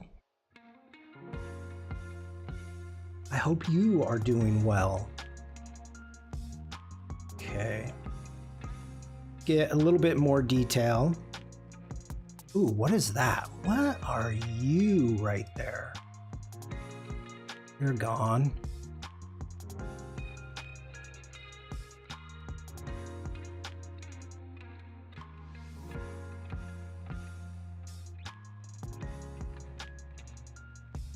Daryl has been joining us every now and then.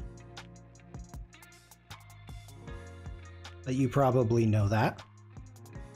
We are going to cool that sky down just a bit, like that.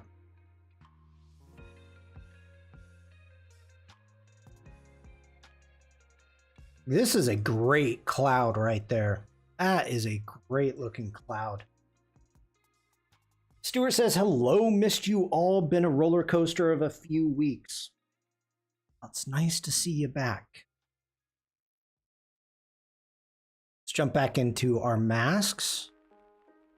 Let's jump into our vegetation. Let's just give a slight warming to the vegetation. Let's open that shadow up just a hair.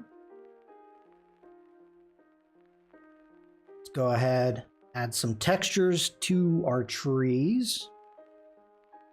We can add a bit of contrast, just a tad. Just a tad, not a lot.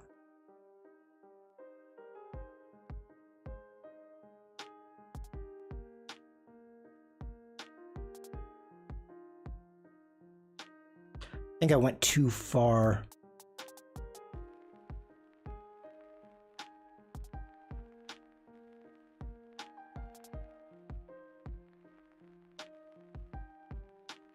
All right, get back into our globals.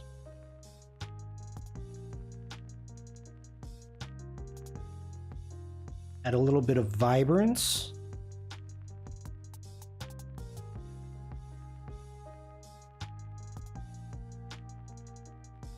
I don't mind. Actually, don't mind that. So that's the before. That's the after. Oh, General, I go too far in many places. Alessandra, hello. Good to see you. Hope you're doing well.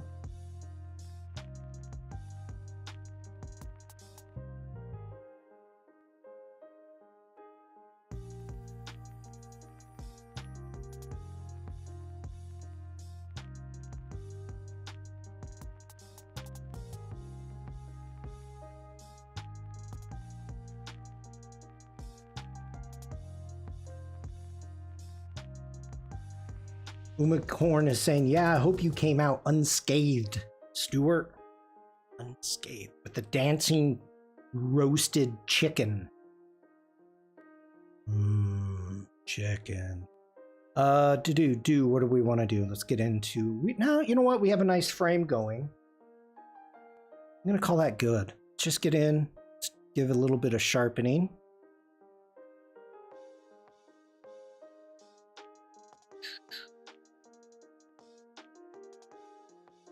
Yeah, about right there. Okay. So that's the before. If there is a lone person, it looks good more. Okay.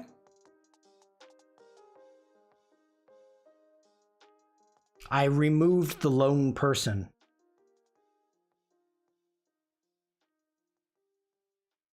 There's geese.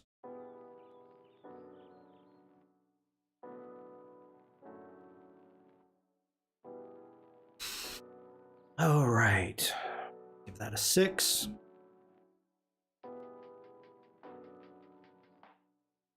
All right.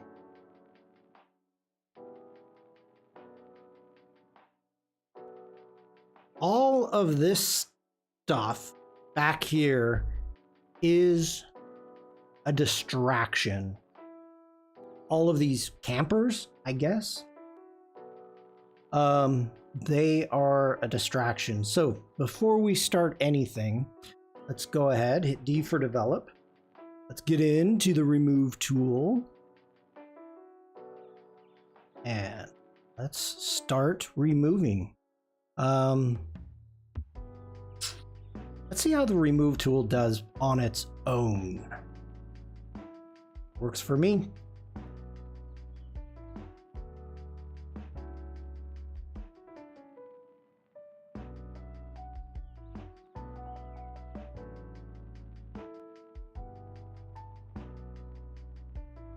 Nice.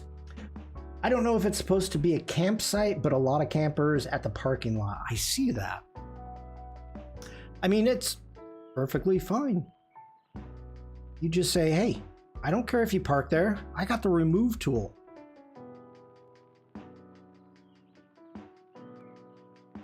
You guys are gone in like 2 minutes. Less than 2 minutes. Poof. Oh, you know, when you delete, okay, Lightroom Classic has a really cool sound. So if I come in, I select that and I hit delete, you see the cloud and it actually makes a sound and goes poof. That would be cool if it did that with the remove tool. Poof.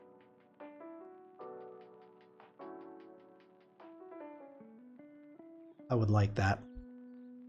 I don't know what these are. I'll zoom out and see if they bother me or not. They almost look like deer. Nope, they don't bother me. What is that though? Those are deer? Do you have like small deer? Like we have where we're at. I tried to get close to them, but that's hard. Okay, so we have these deer. They're called rays, and rays, and they are like a big dog. They're about the size of a big dog.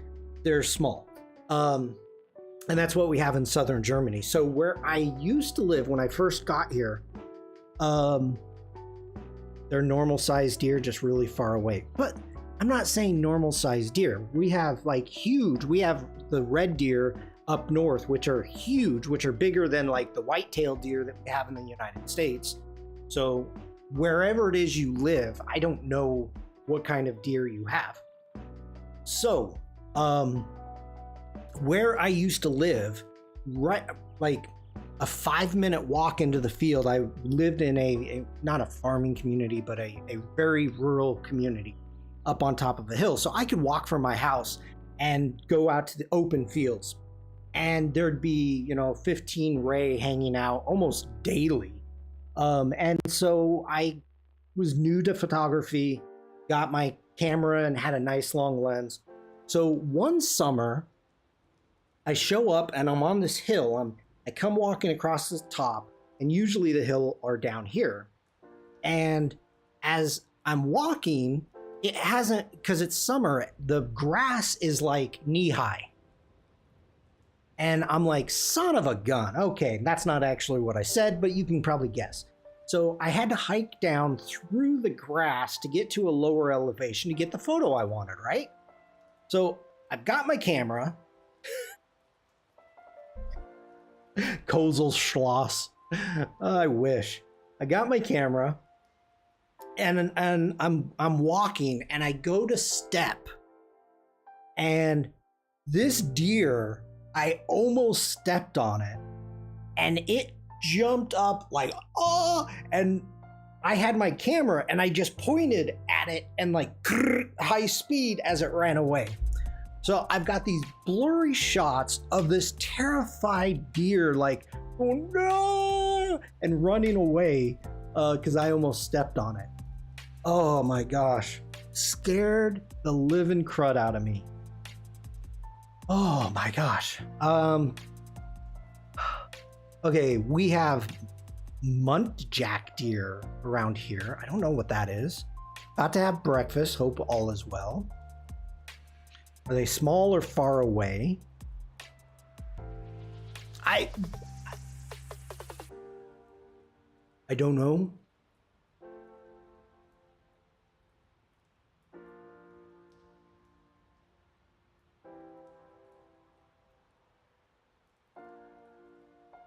I have white-tailed deer. Of course you do, Devlin.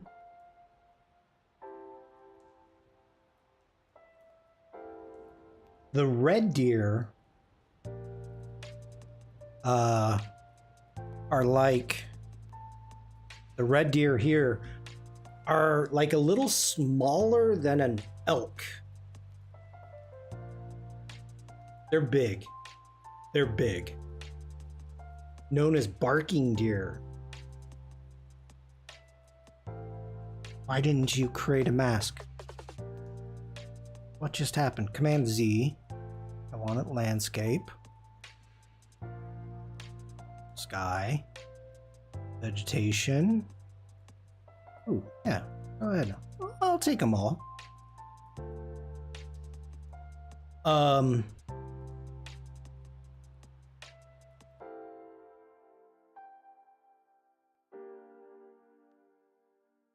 Yeah, okay.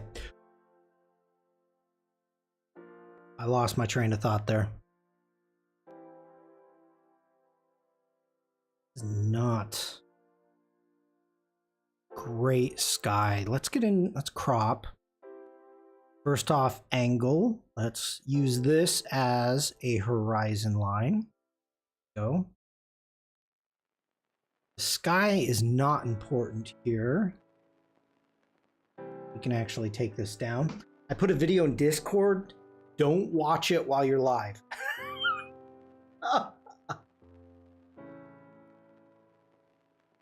That's funny. Okay. I'm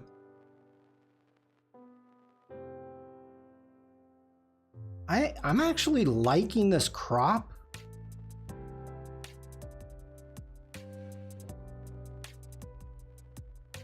Yeah, I am.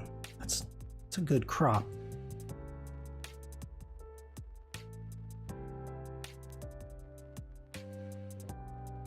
I barely saw a red deer in Sweden and one reindeer there too. We cheated and saw moose at the moose farm. Oh, that's what I was gonna say. So elk here are called Americanish Elch. So they call moose, they call moose Americanish Elch. I don't think they have a name for elk. I don't think so. I don't like this crop anymore.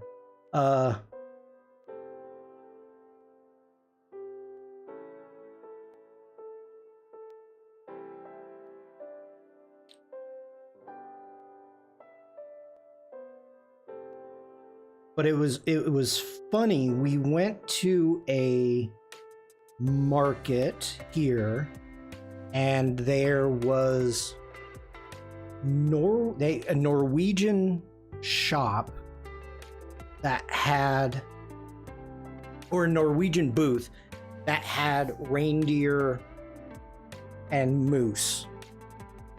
And I was like, okay, wait, is this moose or is it elk? Or, I mean, what is it?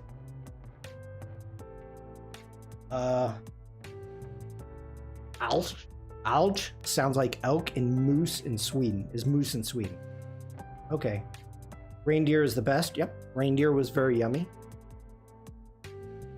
I had whale while I was in Norway. The whole elk versus moose, US versus Europe is confusing. Yes, it is. It is. Okay. Not getting a lot going on with this sky. So let's just do that. Okay. Then our vegetation is all the vegetation. Stian says whale is not good. I sampled. So I just had a sample. I didn't like buy a whole stick. And you know, I was like, okay. It was good. I wasn't going away like, ooh, but it was good. Okay.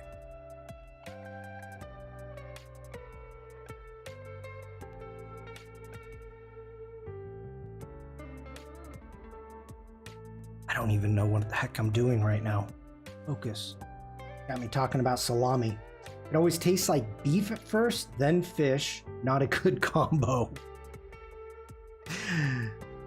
That's kind of funny. That's kind of funny.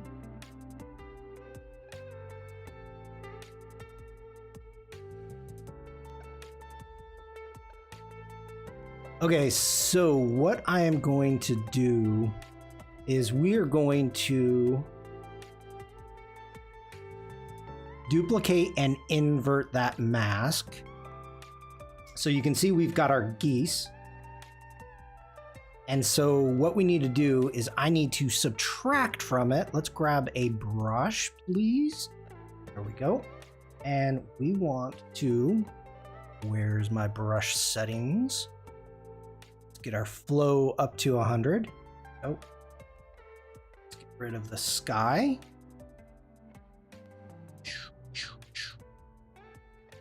Do not want to affect the sky, just the geeser.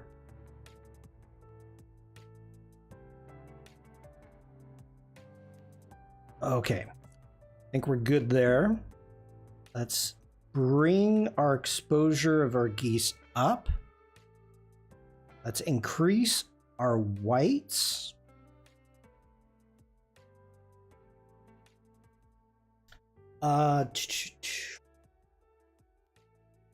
Alessandra says, thanks for letting us know the details. I know what I'm not having for lunch. Okay. It's not worth it. Some insist they can cook it right so it only tastes like beef, but okay. Let's add a bit of contrast to our geese. Now we need to be able to match. It looks wrong right now because the texture of the grass around the geese is not matching the texture of the geese. So we're going to add a bit of clarity there. And let's name this our geesers. Okay, let's get back into our vegetation. I'm gonna bring that up a little bit. Because we don't, even though we're editing the geese and the grass separately, we need to make sure they look the same. Fun fact, Oliver says, the Latin name of the US elk, Cervus canadensis, means deer of Canada. I know some deers from Canada. Sweet people. All right, let's get back to our geesers.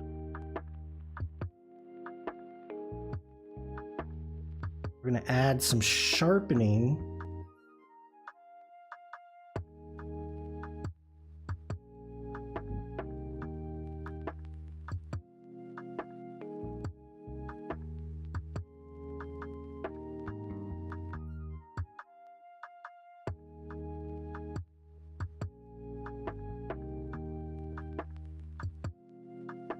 You know what I forgot to do?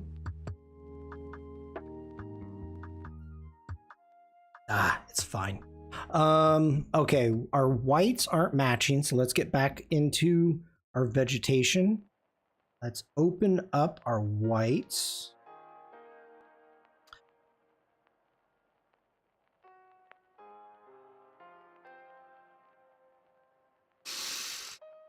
Oh, this is just such a flat photo. I'm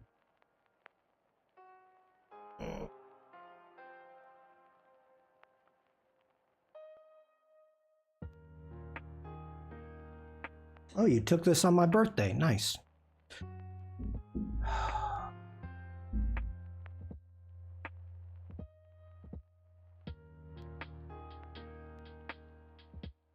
And Oliver says, the reason these are called barnacle geese is because in the olden days, people thought they hatched from barnacles and they grew into birds under the sea. Get out of here. No. Stian says, I could see them do that.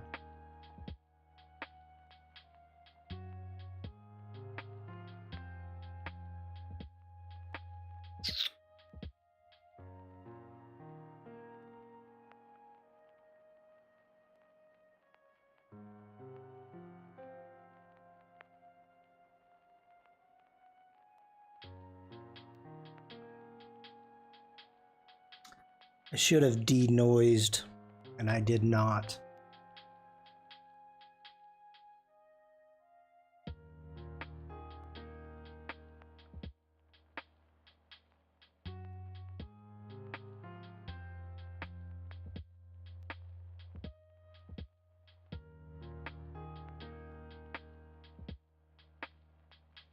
Let's get back into our masks. I am...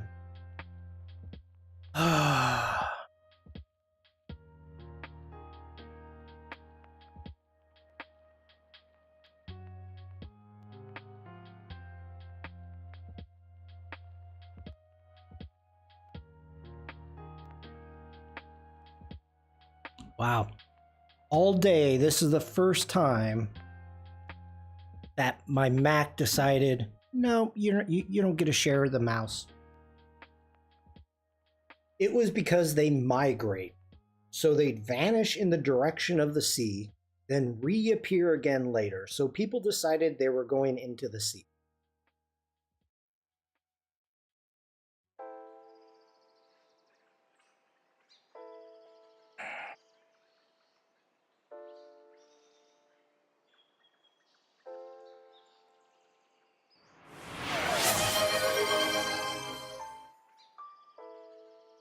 Yeah. Thank you, Devlin. I gotta hydrate.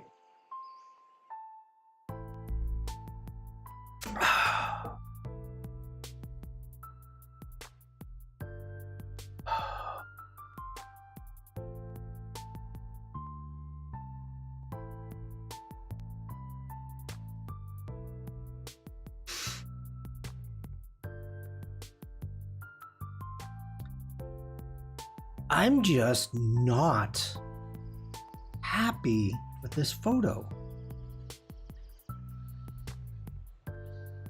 I am not.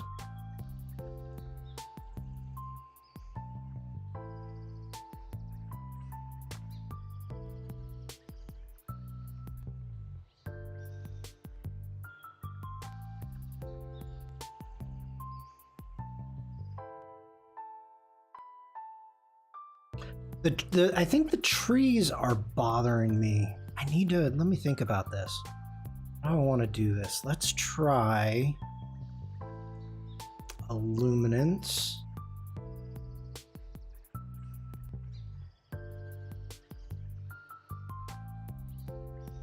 Luminance is not going to be working.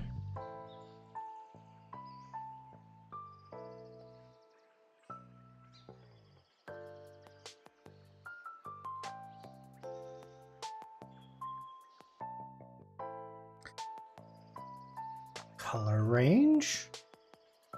That's getting there.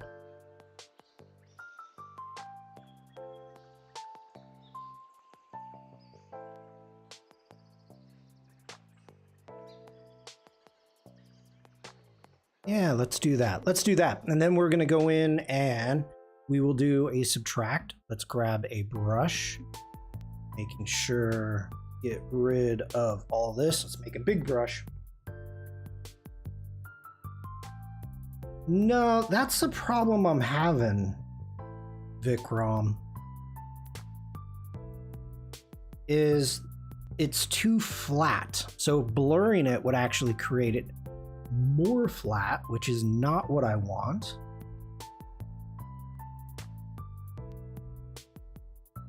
There we go. Maybe you bother the trees. That is a huge possibility. I would agree with that. Okay, saturate those trees.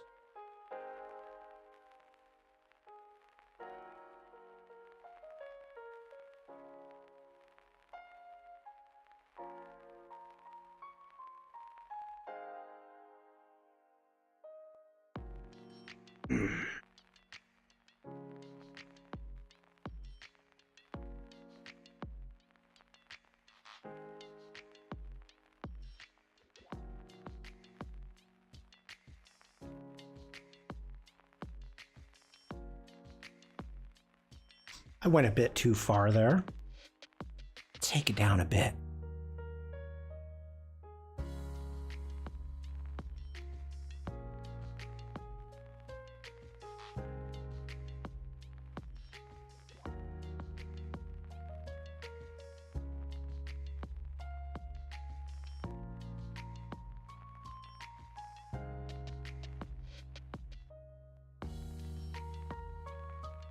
Yeah, okay. We got a little bit more pop, a little bit more contrast. I'm okay with that. All right, let's get in. Let's go to our effects. Get a little bit of a vignette.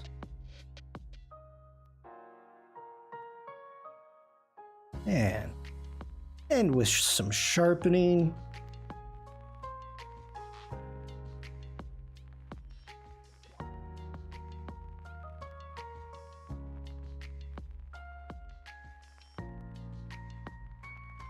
Got a speck right there.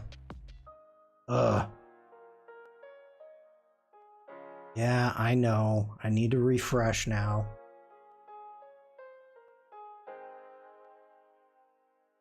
It's that one. Oh.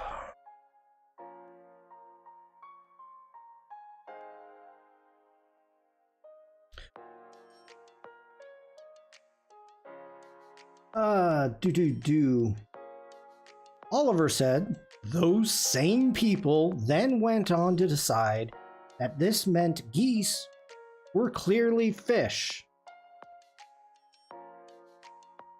So it was fine to eat them on Good Friday.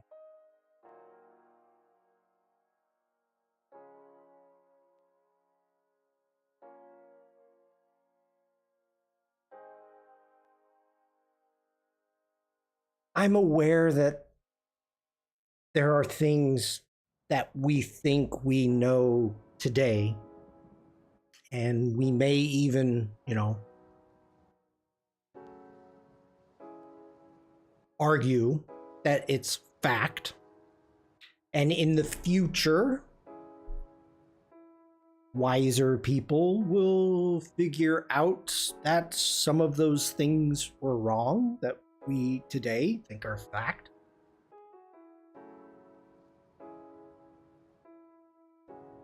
But that is just, I can't even fathom that. Like the idea, who came up with an idea that geese came from a barnacle?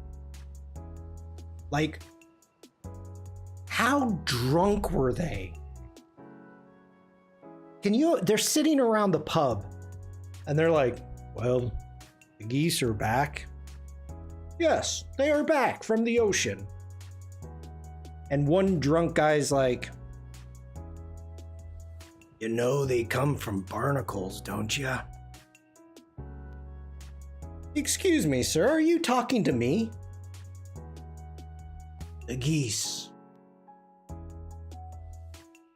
They fly out to the ocean. They sit. And you may think they're pooing on those rocks. No. They're actually laying their spores on those rocks out there in those islands. And over time, that white stuff,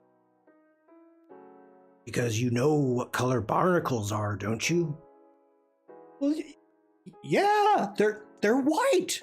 This makes perfect sense. White. And all that stuff that you think is just geese poop. Baby barnacles. Once they get big enough, sprouting from that mouth that looks like a geese beaks within the barnacle, a baby geese, or goose if you will come out and fly back here. My God, let me buy you a pint. You're a genius.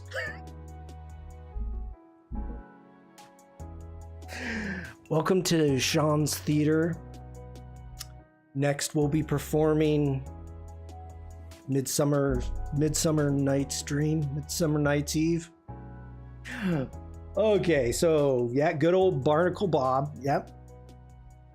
There's some hilarious stuff like that in history that obviously made perfect sense to them at the time, but now we're like, what? I mean, this was before the days of clean running water, so probably very drunk. Alessandra says, cracking me up all over with these history lessons. Yep. Society went downhill when we stopped believing the first things that came out of anyone's mouths. I found out this week that whales have legs. Learning a lot this week. They have legs in their stomachs. Whales have legs in their stomachs. Devlin says, passed out too many times at the tide line. Learned science. Yeah, where did I hear that about whales having legs in their stomachs? I don't remember where I heard that.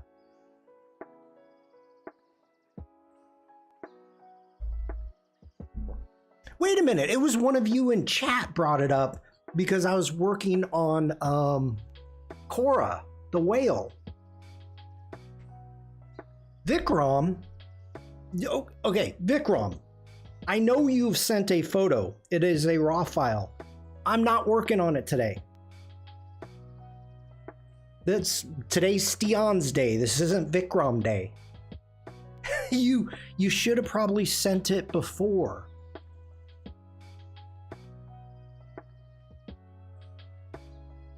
I will wait until I get enough photos, and then I'll do another one of these. Oops, get back.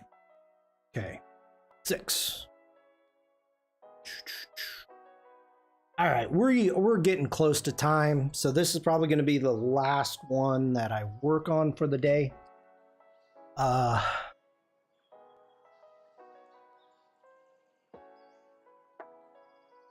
See, this is crazy to me, Steon.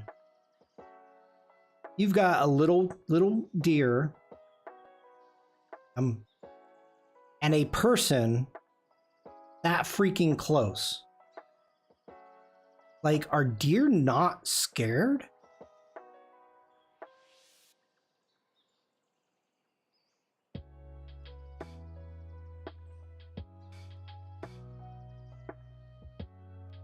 Ooh, you're gone.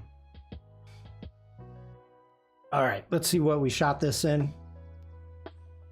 ISO 200. Yeah, they run when I came close. Maybe it's just something with me. Oh, my Mac must be getting tired. It's like, hey, no.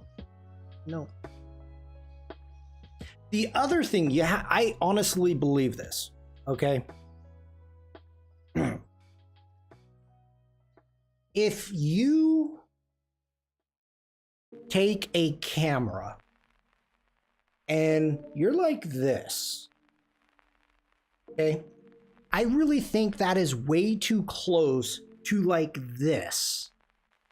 So when a deer probably has been trained that when arms go up, they should not be around. I'm just saying. I think holding a camera is too much like holding a rifle and hunters. Just saying. But they stayed in the middle of the field for the most part. They're very sensitive to sound and even more to smell. Yep, I know that well. So I think they're semi-used to people. This is in Oslo, so a lot of people visit there. Yeah.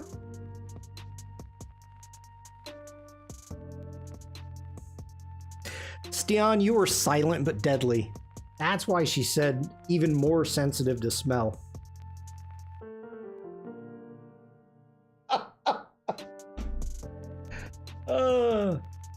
And the stare of the lens is like an eye. People are even sensitive to eyes. Yeah. Yes, I get that. Okay, let's denoise. We're not going to need a ton of denoise here, but we're going to do it anyway.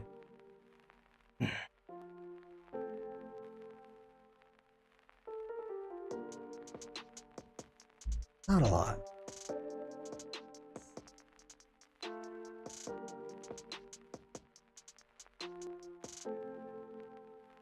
We may turn this one into a panoramic, depending upon what we can get with the sky. Like, I like the clouds, but let's see.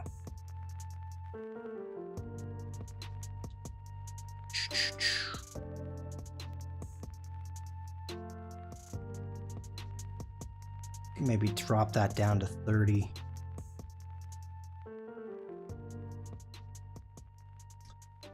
What? Wait a minute. There was a trend during spring to walk after eating.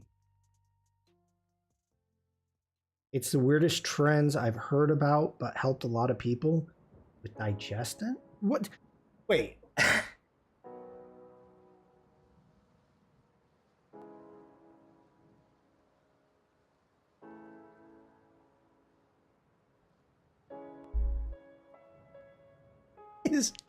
Is the word trend in that statement the correct description of saying during spring to walk after eating to fart? It helps people with digestion. Is trend like you're on Facebook and it's like, oh, I don't even... Eating, walking, farting. It's a new trend. The newspaper wrote about it and interviewed people.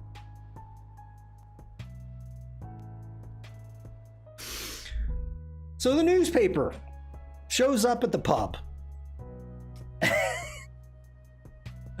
Is that not just called an after-dinner walk? The new crop dusting diet trend. So the newspaper shows up at the pub and we've got Barnacle Bob. And the newspaper is like, so, Bob, Have you heard of this new trend? Barnacle Bob is like, I can't even do this. The old commuting too. Oh, Tim nailed it. The commuting too.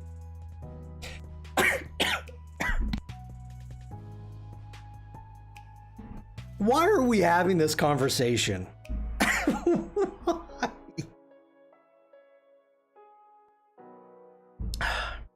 So what you're saying, Stian, just so I get this right, this deer and the deer within this field, who, as Devlin says, has very keen sense of smell and actually pretty good sense of sight, because of a trend in Oslo, the aforementioned commuting to, the deer have become somewhat used to humans.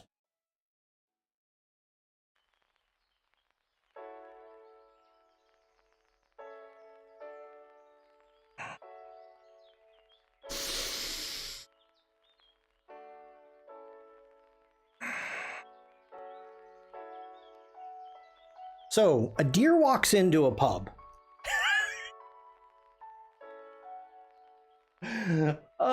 Parp in the park. Domesticating wild deer through digestion.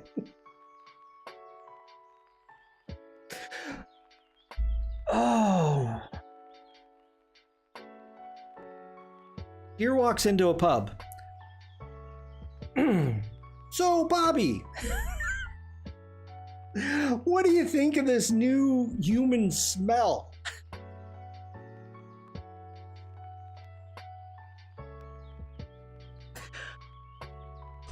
Can't do it. Can't do it. I read that deer can see blue very, very well, and I'm curious to whether it's true. Do deer see jorts a mile away?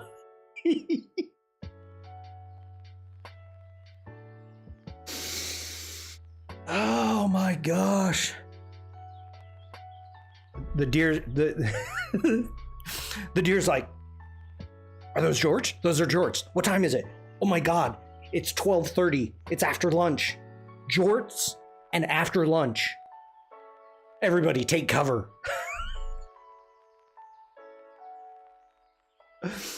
Oh my God. Better to go on a trip and let her rip than staying at home. No, I am not. I by no means am I disparaging the idea of going into nature and having a walk and farting after you eat. Okay, it's called life. All right, that's it, plain and simple. The idea that that is a trend, a spring trend, that's where I have, that's as I said, umbrage. I have umbrage. Oh, I don't think they can see orange, and that's why you can be walking traffic cones while hunting them. No, Stian, you wear orange so that other hunters don't shoot you. My daughter is finding this chat very amusing.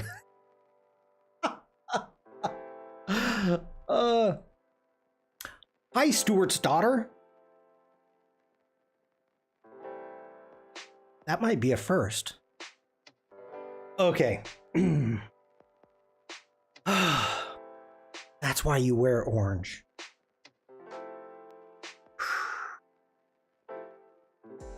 Nope, not gonna go there. Okay, adults talking about farting. Yeah, but the deer can't see the orange. That's why Siberian tigers are orange, and the stripes make them blend in with the grass.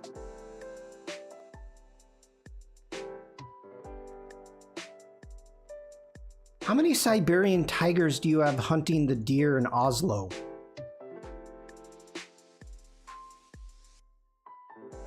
Stian, today's your stream. This is all about you. Don't be sorry. Everybody knows this is a tangent town. They're the same species. You have tigers. You have tigers. Oh, the deer, that is.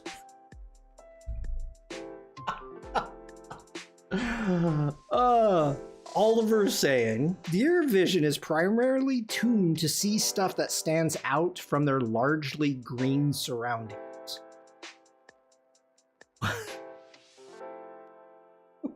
Umacorn's hunting deer.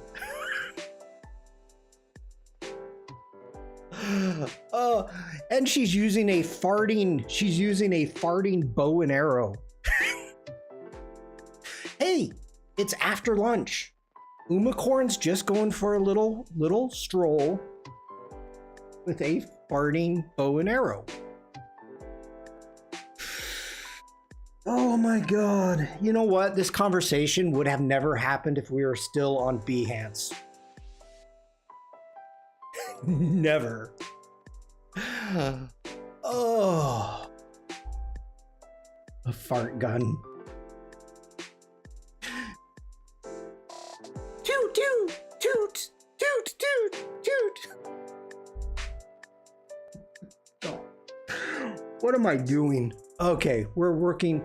Welcome in, everybody. My name is Shawn Kozel. I'm a photographer. I'm based in Germany. Today, I am working on Stian's photos from chat. He sent me the photos, and this is how I would edit Stian's photos. If you're just tuning in, please disregard all of chat from hour 234 and back.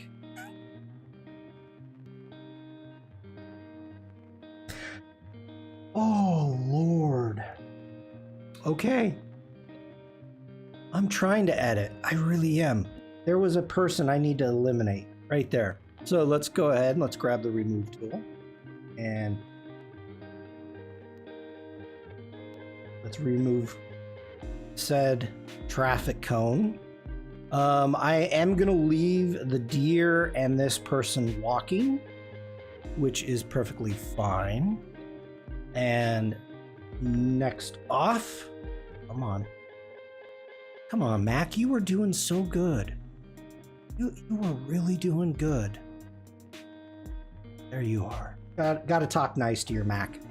Let's see what we can get. Let's jump into, bring down our highlights. I like that one cloud. Actually, first off, let's get into a crop.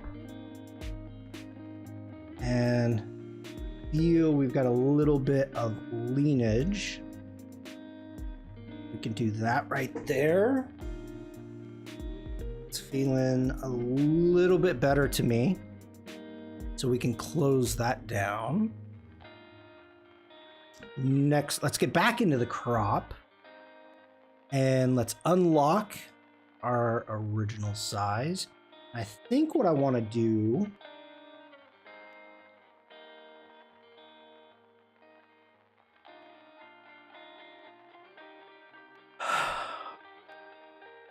Devlin is saying, now I want deer-proof wind dampening jorts. Are those the kind of jorts that have like the HEPA filter in them?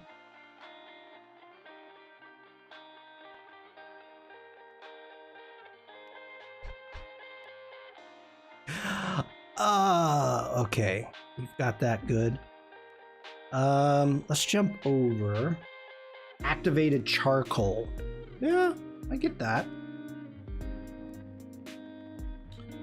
Sky, vegetation. Like, why is it not?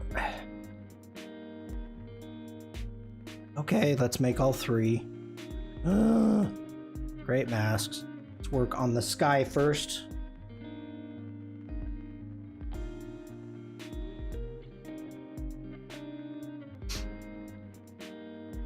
Hey Devlin, you know what I want now?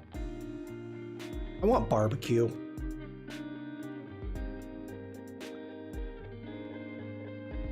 Yeah.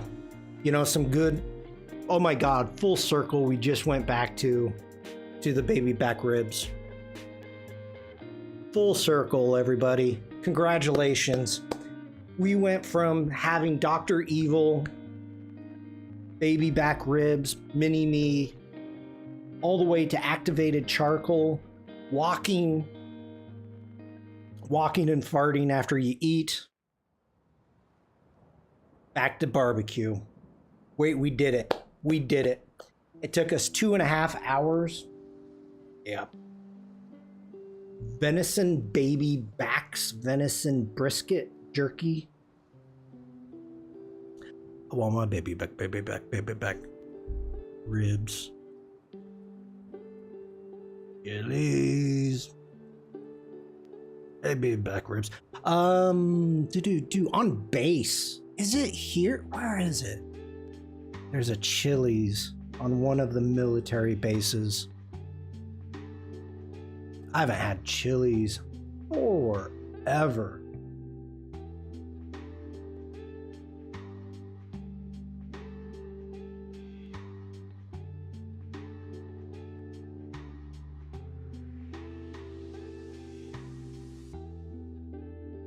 Okay, so we are just kind of working on clouds.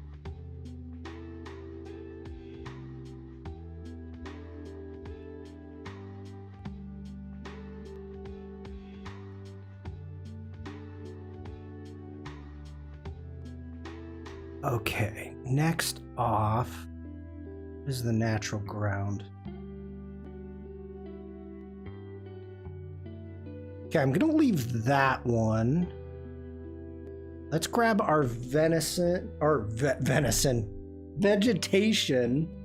and we're going to do we want to do an intersect? Yeah, you got me, Devlin. If we subtract from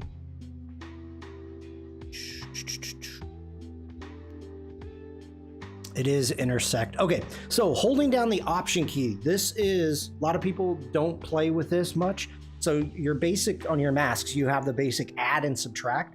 Now, if I hold down the option key, you can see here that I get intersect. So now if I hit intersect, no, intersect isn't what I want. It is not what I want.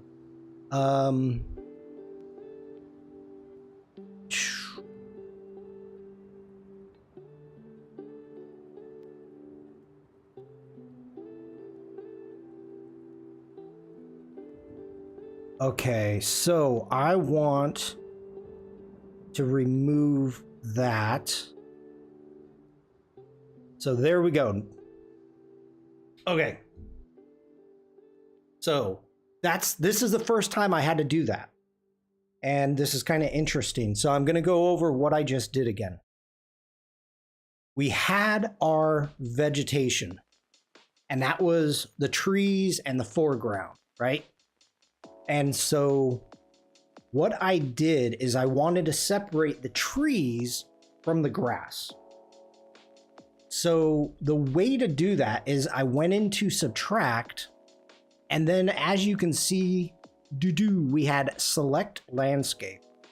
So those three masks, once I clicked on that, it brought up those three masks. So then I could separate, say, hey, this foreground, take it away. So it automatically did that, masked it out by doing that. Now you can do the same thing with adding. So if it broke up the trees and the grass, but I wanted them all together, I could have added the same way. So there's a lot of little functions that are in the masking that you kind of want to be aware of. It's a pretty powerful masking. I'm pretty impressed with it. Okay, so our grass, let's start with our grass. And I really don't want to do a lot to it. I like what we've got going on. I'd maybe just bring the exposure up just a bit. The color is nice. let's add a bit of texture and just a touch of clarity. And I'm pretty happy with that. So let's get up to our vegetation, which is our trees. And again, we're gonna bring up the exposure just a little bit. Let's come down here. We're going to add a little bit of texture and a bit of clarity. We don't want to go too far. Don't go crazy. Now, I think I am going to warm this up. I know it's August 1st, but we can make it like it's a little later. Might as well. We've got a little bit of color happening in those trees.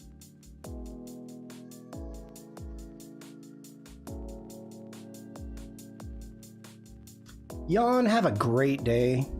Thanks for being here. Let's add a little bit of saturation to those trees.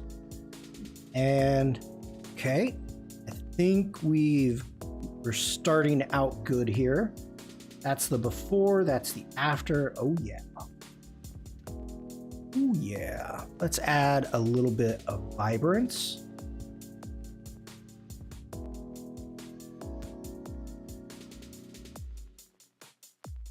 And really, I mean, that's kind of all I want to do with this. I wanted to bring those clouds out. I wanted to get more detail in the trees and just let the grass kind of pop a little bit. Nothing too special. This image didn't really need a lot. So yeah, I think that's about it. Okay, let's go ahead. I do not want any type of vignette on this. Let's do some sharpening and bring that up. Okay, hitting grid 6, turning that red. So this is, let's check out the final pieces.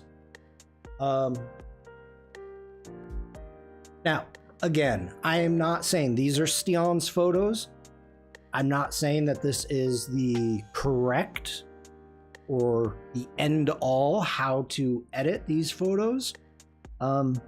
This is how I would edit them. This one feels like it needs more room to breathe already. I think I would change the crop. This fun guy is growing on me. The little branches turned out good, turned out good. I'm just gonna call it crud. Crud, crud, crud, crud. Try to do something with a blurry photo, and I'm gonna be doing a lot of that coming up. This one, I like it. I like it. Discovery Houston, press to ATO. Like it. All right, let's go ahead.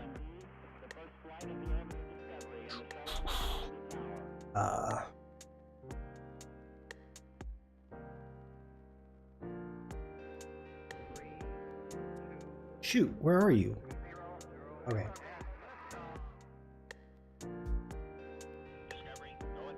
Get a quick screenshot. I'm going to use the geese as the thumbnail. All right.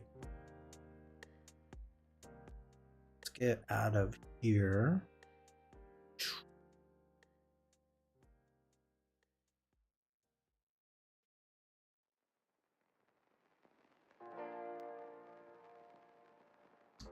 Oh, Shawn says, took some photos while out earlier today. I discovered the lens blur creates really sharp edges if the background's empty and the blur is applied to the foreground.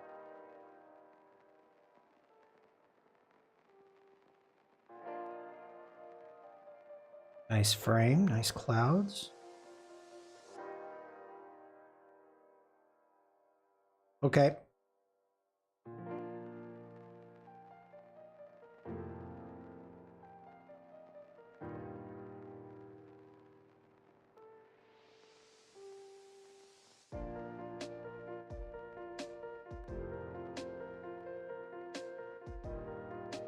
Oof. Ooh. Ah, that's horrible. That's horrible. Oh my God. That's not good. That's not good.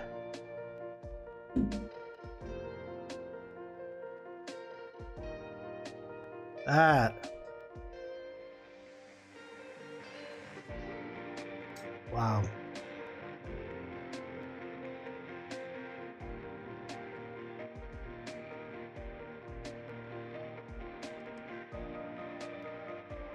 I try to soften them, but it takes forever since the sky is very back and the trees are very front.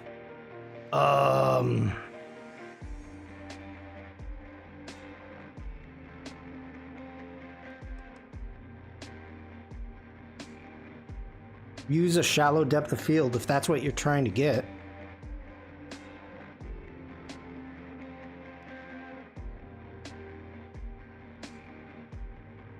I mean, this is a prime example of trying to get something right in camera. Now, thank you for sharing this. You can go in with a brush to edit it. Thank you for sharing this, because this is a good thing to actually show that, okay, it's a tool that works sometimes, sometimes it doesn't. So you need to be aware of it. Just don't click on the tool and go, oh, okay, I did it, it's done. You really want to check your edges. You want to check out what's happening with it and see if it looks right, because this does not. You have a out of focus, very out of focus foreground, and then if you look down here, you have no depth of field, a huge, massive depth of field. If you are trying to focus, let's say on the church steeple, I don't know where it is that you focused, if you use spot focus or what, there's no fall off. You have zero fall off. You have atmospheric up here, still no fall off. You know, you would have something, some type of fall off. Like you've got this truck or something, a building, whatever, that's really blurry. And then right here, it's in focus. This building down here at the bottom. Just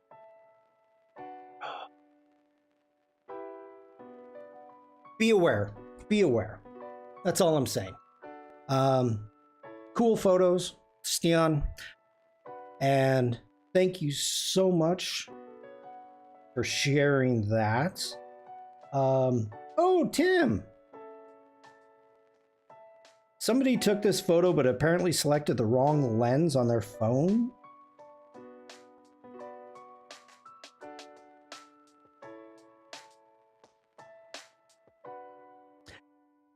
Why are you saying it's the wrong lens? Why? So good. I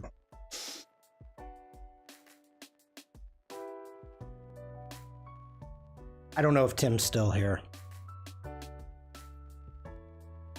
Okay. Can't remember who took it.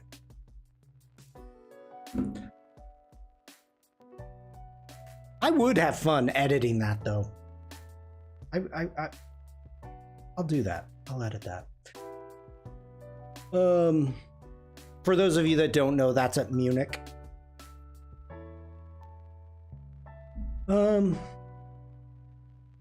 Okay, so first off, I want to thank Shawn for sharing his images with me so I can edit them. It's very kind of you, Shawn. I greatly appreciate it. So in less than 2 hours, hour and a half, Jack and I are going to be live on the Firefly Discord. We are going to be working with Oceans, and it seems as if, whoa, we got a big boom from Frank. it seems as if we are doing everything that Jack is scared of. So maybe next is going to be triangles. I don't know. Possible. Not scared of. Doesn't like. Nicely done, Shawn. Thanks, Shawn. You're welcome, Devlin. You're welcome, Frank.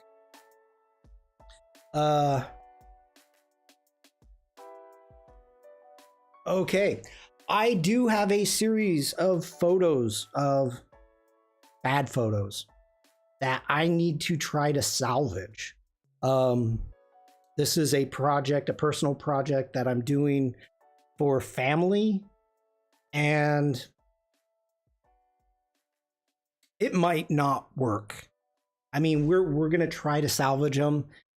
So I think I'm gonna start that on Thursday. I know I've been doing a ton of photo editing. Bear with me. It's, you know, the summer, spring, it's when I travel. So I always have a lot of photos. We will at some point be getting a new challenge going. So I'm in the process of thinking about that. I don't know, since I'm going to Max, I don't know if I'm going to want to do it in October or wait till November, till after Max. So I'll think about it. I'm giving it some thought. So if you have any input, like ideas on challenge topics, you know how to reach me on the Discord. Good stream, Shawn. What I saw of it. Have a good rest of your day. You too, Caroline. There are Adobe Lives today on Behance and YouTube.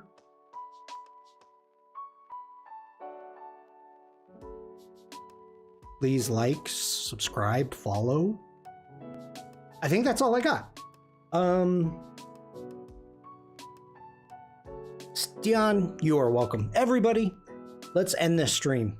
Have a great rest of your day. Stay safe, stay creative, and just be nice. Thanks for hanging out with me, everybody, and I'll be seeing you in chat. Bye, everyone. I should see if anybody is streaming. Is Penny? Penny streams Thursday. Where's the raid? Let me see. I haven't watched Adobe Live for months. It's all changing, Caroline. Okay, I'm not gonna raid. I got stuff to do. I always feel too obligated to stick around when I raid, so I'm not gonna raid today. All right, everybody. Bye.